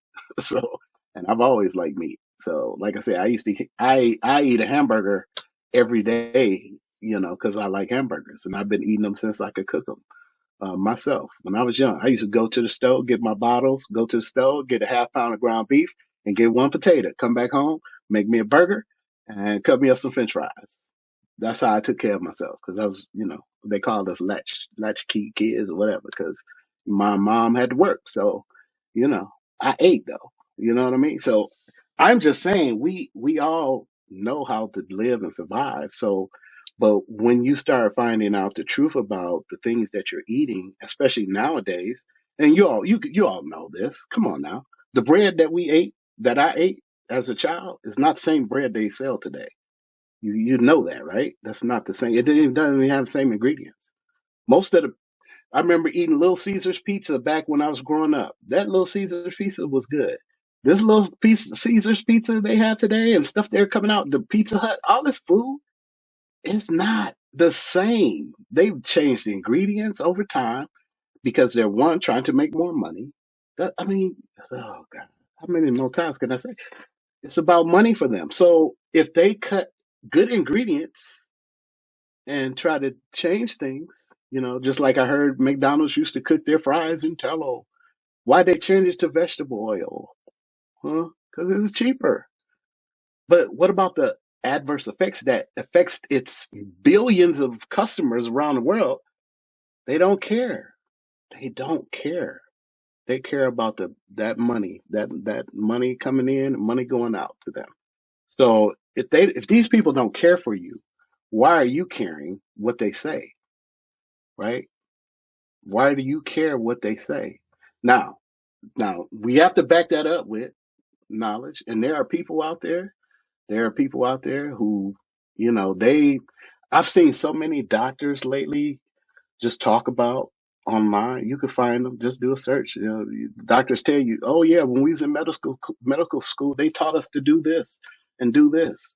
Now that I've been out and on practice on my own, I've learned that that's not right. They'll tell. I mean, there's actual doctors that would tell you. So there's not. You don't have to just take our word for it. There's doctors. I know there's plenty of doctors out there that, especially heart surgeons, cardiac surgeons, like they will tell you, hey, cholesterol, and they'll break it down to you why cholesterol isn't bad for you as bad as they're trying to present it to you, and that there is, we do have the issue with triglycerides, and but there's things you can be aware of if you're thinking about coming this way. Like, I'm gonna tell you, the concern for it is not valid. It's not. Based on the stuff I've looked at and researched, it's not. And so it's just part of the whole. It's the same thing with them telling us we could eat vegetable oil. Like, there's no way. If you go look at how vegetable oil is made and produced, you're telling me you're gonna go with what they're saying to lower your cholesterol, and then look up research about people with low cholesterol having more heart situations and problems. Like, that's out. The information is out there. You'll see. It's not because of this lifestyle. Um, and I totally feel great about that. Like I'm confident in that. Yeah, there was some concern when I first started, but I'm confident in it now. My body's running at optimal level just by making the decision to change what I'm putting in it. Period. There's nothing else fueling that but that.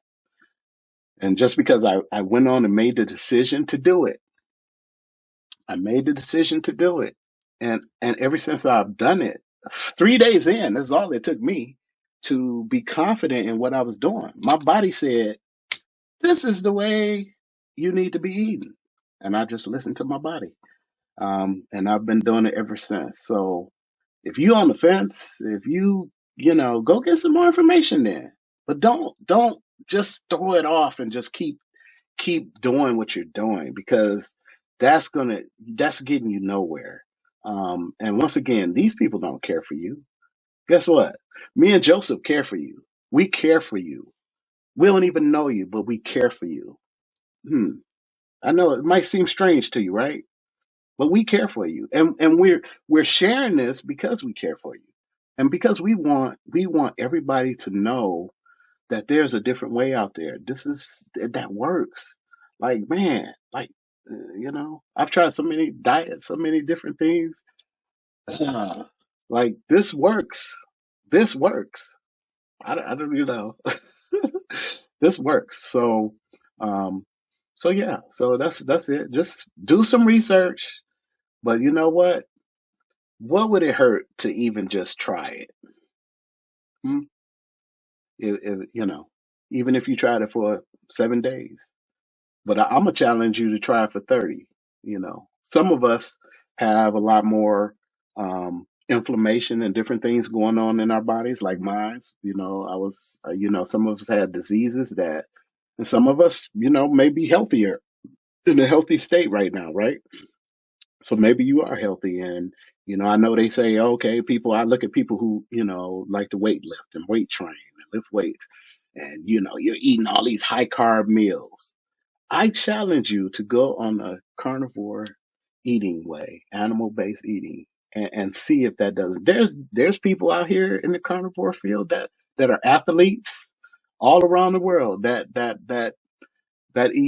eating carnivore and still look good, still strong, still everything that you're trying to do. So there's a way to make this life works and it fits in. It's just not popular because we have to go against what the what the dietary guidelines are saying and been saying for the last so many years, which is old and outdated anyway. I'm glad they made a little change, but that's not enough. It still ain't enough. We still need to, you know, preach some more. They need to give some more information because people's lives are at stake. But I get it. Why do that when they're making enough money keeping you sick? And I don't know how else to keep saying that because that's what's happening. They just want to keep us sick, y'all. They want to keep you in that state, man. Don't allow that to happen. Don't do it. You can change. Just change. And once you start changing, you'll see that you know things are a lot better when you can think clearly, when you can move freely, like you don't have all the food noise. Like, man, life is so much better. Like I said, I might not have all the money in the world, might not have, but man, life is great, man. Life is great. It's great. It's great to be a carnivore. It's great to be a meat eater. And this if it feels good. Like I feel like I want to go do stuff now. I want to go exercise. I want to go clean. I want to go move because I'm able to do it, and I have the energy and the strength to do those things. Before, you had to, "Oh, man, I don't feel like doing this." I don't even feel that way no more. I've never be sitting around here be like, oh, I don't feel like doing this. I just get up and do stuff now, man. It's like it's crazy. So now me and my wife just around. We're doing things like it's like it's great. And then at night, I get tired now.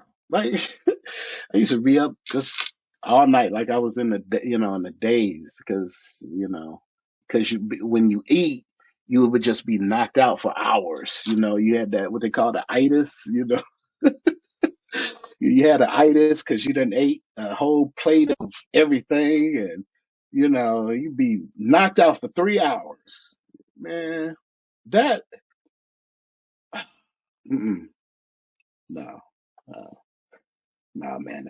I got a machine here, and I want to keep it running smooth. The same thing as our vehicles, right? I hate it right now because my truck it says it needs premium in it. You know, I had to mix it a little bit because the gas prices were going up. So but sometimes you gotta do what you gotta do. But anyway, not to say that ain't what you need. Listen, you can we joking though we joking about things, but our bodies are precious to us because it's the only one you got. That's it.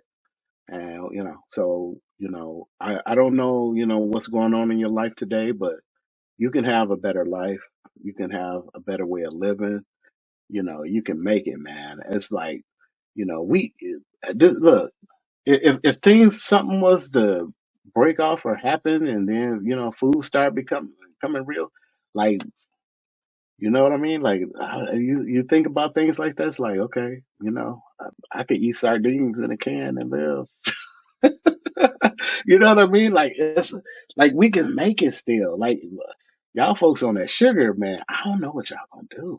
You're gonna have to stop eating it then, right? Ain't that something?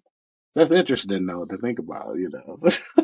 All right, I'm getting way off board here, so I'm getting way off track.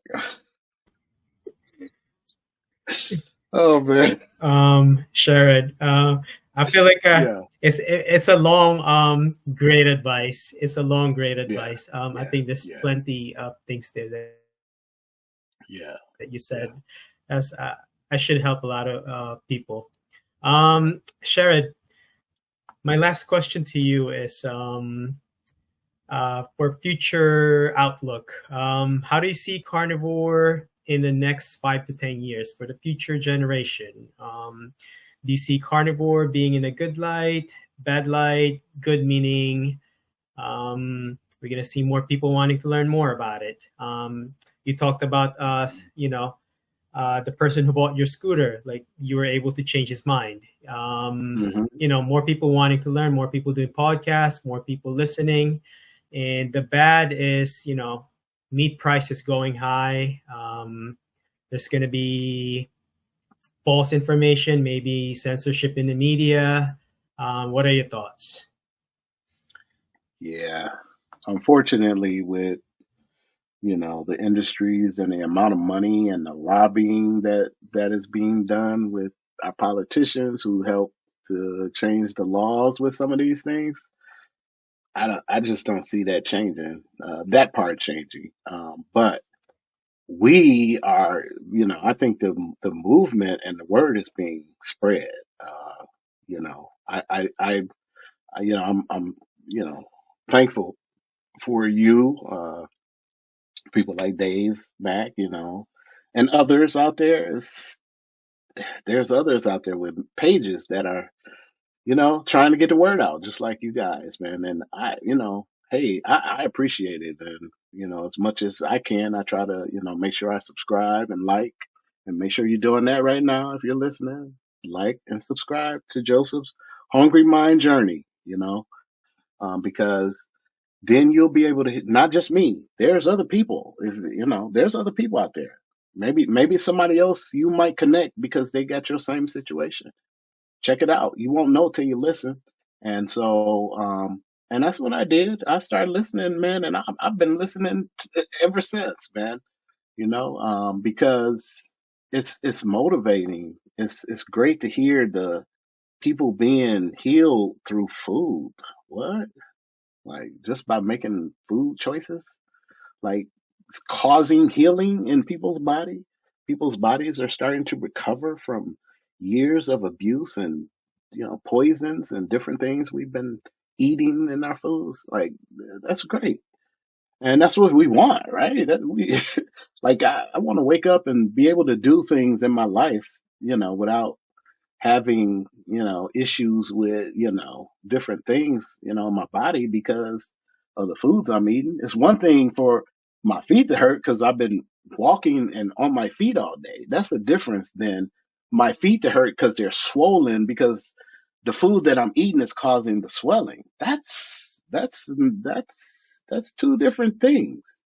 Okay, and so if you're suffering because of the swelling and the aching in your bones, like your inflammation, that's really what causes a lot of the pain. And it's inflammation, and a lot of that is a lot of food, y'all. I'm sorry to tell you that. I don't know. It's it's the food we're eating that's causing these pain in your joints, pain in your body in different places. That's a lot to do with the food.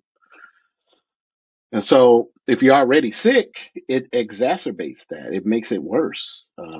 And so, and I was one to follow and listen what they said. I ate how they told me to eat, and it did me no good all these years. All I was doing was taking pain meds, ibuprofen, this, that, and the other, uh, all these years.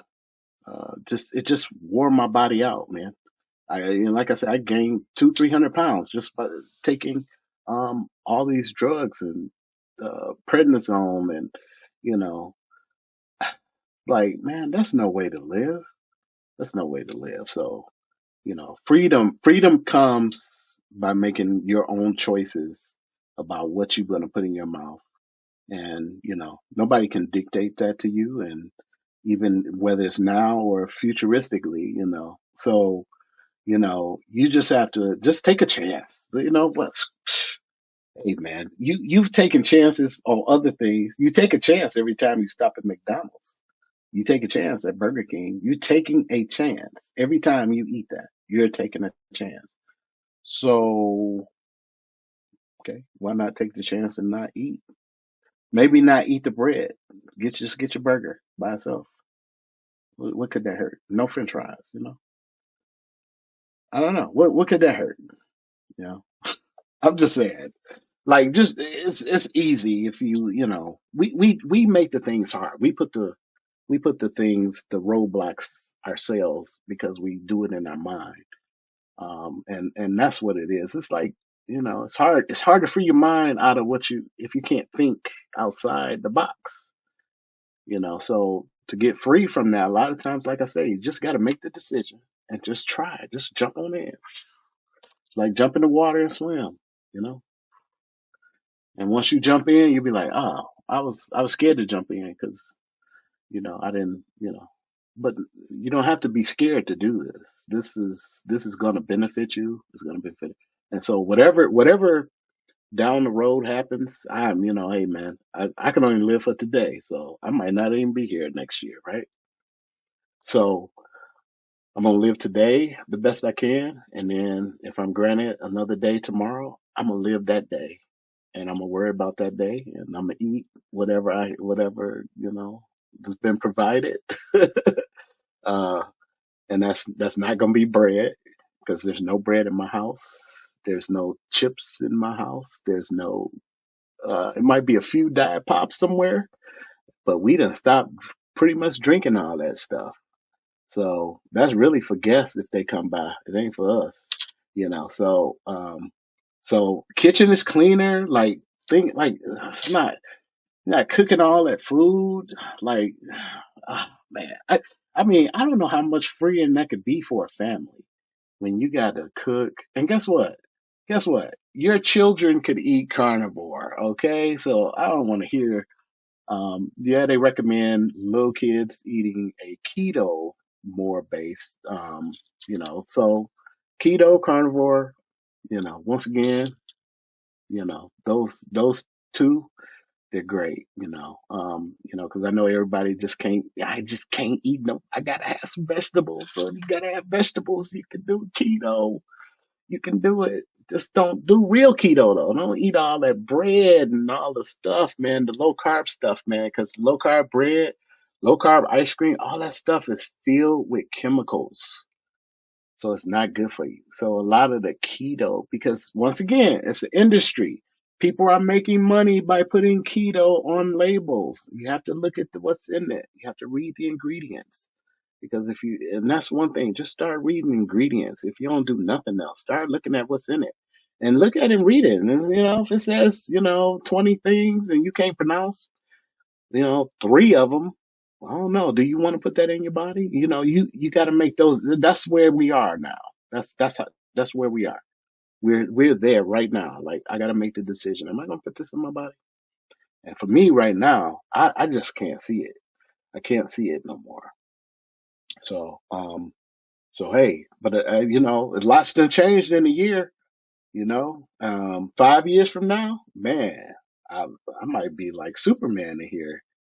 I might look different. I'm glad we videoing this right now because I'm interested to see how I'm gonna be and look in 5 years. Um, so hey, man, I got something to look forward to, which is great. I'm still trying to live life and I'm trying to do things I haven't done before, new experiences. I'm enjoying life. So I worked like a dog all my life. I remember working, sometimes I was working 72 hours a week trying to work and survive and live. Wasn't nothing right. My sleep wasn't right. My eating wasn't right. None of that. I was unhealthy as I could be. And it probably would have killed me if I'd have kept going at that rate. So, yeah, now I'm trying to enjoy life now. Yes, that's what I'm doing. I'm enjoying life. And, hey, man, I'm curious to see, hey, where can I go that I haven't been? Where can I do that I haven't done? You know, this is, let's enjoy life now, right? Some of us work hard, man. Work hard all your life, and then you get sick. Man, that's a tragedy to me. That's not a happy ending. That's a tragedy, So why not live your life to the fullest so you can enjoy what life has to offer and really enjoy a good life? Why? Why is that even a question of, and you're telling me I could start just by changing what I eat. You can start it just by changing what you eat. It's crazy. I know it sounds like I'm selling a trip around the world for $100, but it's like that's what it feels like. It feels like you're winning. Like when you actually get into this lifestyle because you're like, man, I could see better, I could hear better. I mean, I feel better, you know. I, I don't know what else Like I tell people like I used to down energy drinks all day to stay awake. Yeah, I try to drink a little coffee here and there, but it was energy drinks for me, man. Every day, just to get going. In the morning, just to get out, get going. Then you be slumped over by 5 o'clock. Because that's what we do in our everyday lives, and we do it to survive. Pop pain pills, go. That's not living. That's not living. That's not living. And so if you're younger and you're watching this and you're thinking everything's fine, oh, I'm good. I could eat, whole pizza. Haha. I used to do that too when I was younger. Thinking like, oh yeah, man, I could eat the whole pizza. Smash. Man, don't do it. I'm telling you, man. Because look, when you get older, that stuff catches up with you. Just so you know. Yeah, yeah. Don't. Once again, there is a reaction to every action that we do, and so I try to tell my kids now, man, it's like everything I knew and I thought I knew was wrong. It was wrong. Start changing now while you can, right now, so you won't be in a situation I've been in for the last 25 years. You know, you can change now. Stop eating all that stuff. Stop eating that stuff is not good for you. I tell them, you know, they got to make their decisions about it. And you know, they starting to, some of them, but they starting to see. You know, my son, he's way in college and he has to eat that cafeteria food. You know, first starting off, he was great. Oh man, I had all these choices. And he came home last week and he was like, I'm sick of it. Yeah, because when you really look at it, what it is, it's, you know, a lot of processed stuff, man. It's a lot of processed stuff. And you eat that every day, you start feeling it. It, man, you feel it up here, you feel it in your body. I mean, it's affecting us, y'all. It does. And so it don't matter, that don't matter how old you are. You know, if you're not fueling your body right, you're gonna feel the effects of it. So, hey, I'm encouraging you all to try it. Try it. Just try it. What do you got to lose, man? You ain't got nothing nothing to lose trying it. It's not gonna hurt you. It probably end up being cheaper for you on the times you're trying it because all you're eating is meat, you know. And try seasoning with just salt. That's all you need to do. You know, I know they tell us, "Oh, don't eat that salt." I eat 3 times as much salt as I used to eat when they was telling us not to eat salt. Ain't that crazy? like I like I eat 3 times as much. I don't know. The serving is like 2,500 milligrams of sodium a day. Like I'm at least at 3,000, 4,000.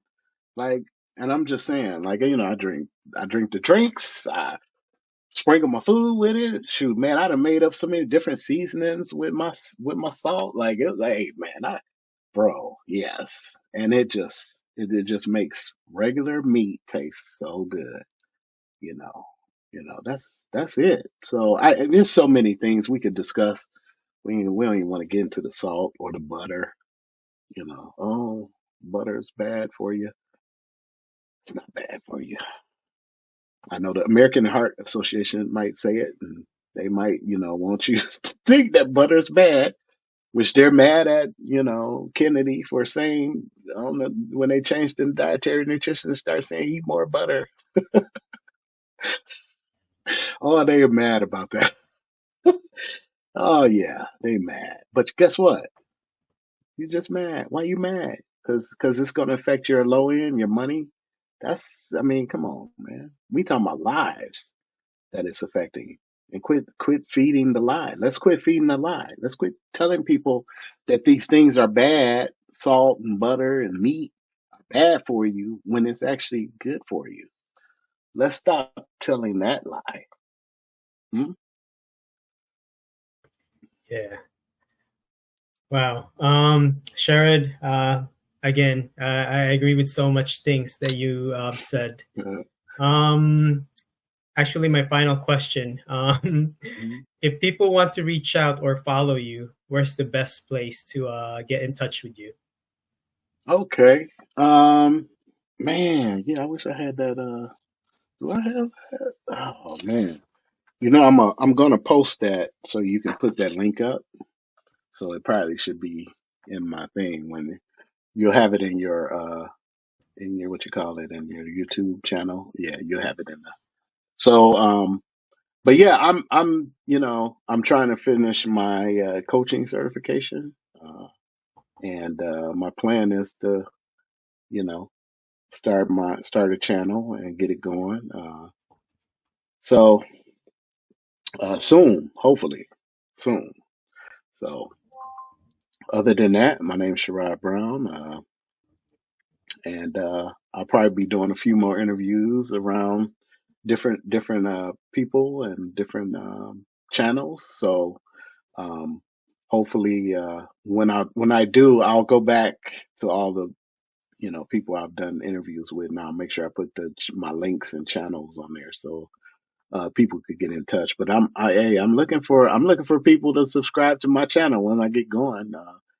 I'm just going to be trying to, share what we sharing today, man. That's really it. And just, I want to, interview some of these people who are talking and telling people these things. And, I've already talked to some people about getting them on. They're like, they ain't want to do it.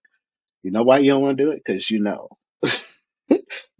it's like one thing about, coming on and letting people know the truth, man. It's like, you know, it's something, and it causes, people to be like, well, I don't want to, put my life on the line or something. Like, why you putting, like, why you scared to, you know, let's have a debate about these things, because, some people, it's affecting them, and they're believing this, like I was brought up to believe that, you can't eat too many eggs. Eggs are bad for you. Eggs are, oh my gosh, man, eggs help with eyesight, like help with so many things in our body, man. And, we've just been fed that lie, like, you know, too much of this is bad for you. But you, but you won't say eating too many carbs is bad for you. Like, eating too much of this sugary stuff is too bad. It's bad for you. Like you won't say those things. Like, but you'll try to hinder the stuff that's really okay for you to eat, and you know, and try to make it put a dimmer on that so you can strengthen your case for medication. What, I don't know. That doesn't make sense to me. You know, the whole idea, even too, with, let me give you this, this medication for diabetes, this, these pills or whatever people take. They tried to give me. I tried to go to a doctor, and first thing, when I first visit, you know what they tried to walk? I walked out of there. If I'd have took it, they'd have gave me blood pressure medicine. They'd have gave me a statin, and they would have gave me, which is cholesterol. They would have gave me those two, and it was something else. My blood. Uh, the one pill for diabetes that everybody they put on when you're pre-diabetic. I can't think of the name of it, but it's a pill that everybody kind of takes, and it's like, man, why? The first visit you giving me this, you just met me, and now I got a prescriptions walking out the door. Like, you ain't did no studies, no tests, nothing. You just, like, this what they doing to us. They're just giving us medicine here. Probably, I'm pretty sure they getting kickbacks, doctors, for prescribing the stuff. Um, so I mean, this is what we're here to share with you all. It's your choice whether you believe it or not. Your choice whether you do it or not. But I'm gonna tell you, man, we're not doing this because we're getting money from it. We looking to get rich to sell the carnivore lifestyle, like but there are some benefits, and the benefits are great, even without you having to buy anything from anybody on here. I mean, the benefits are there. That's just what they are. And if you've seen one interview, if you've seen more than 3 or 4 interviews, you know, why are we sounding the same? Why are we like the same? Because it's the truth. It it's great. It's changed our lives. It's changed our lives. That's why we're sharing with you right here, right now, today, because of what it's done in our lives. It's changed our lives. Once again, it's a game changer. I mean, I used to think those people were so corny for saying that, but I keep doing that. It's like, but you know what? It's the truth. It's a game changer. This has changed my life, man. And so, yeah, I'm gonna share it with people because it's free. It's free. All you got to do is change what you eat. Just stop eating all the carbs and the sugar and the stuff that's causing us to be in this situation. And once you clear your mind and your body from the sugar, you can overcome it. I promise you.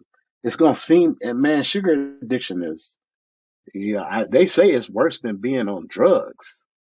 You know that if that don't tell you right there, like, that, being addicted has psychological problems too with it, right? Like, mental problems, psychological problems. So, sugar is no different.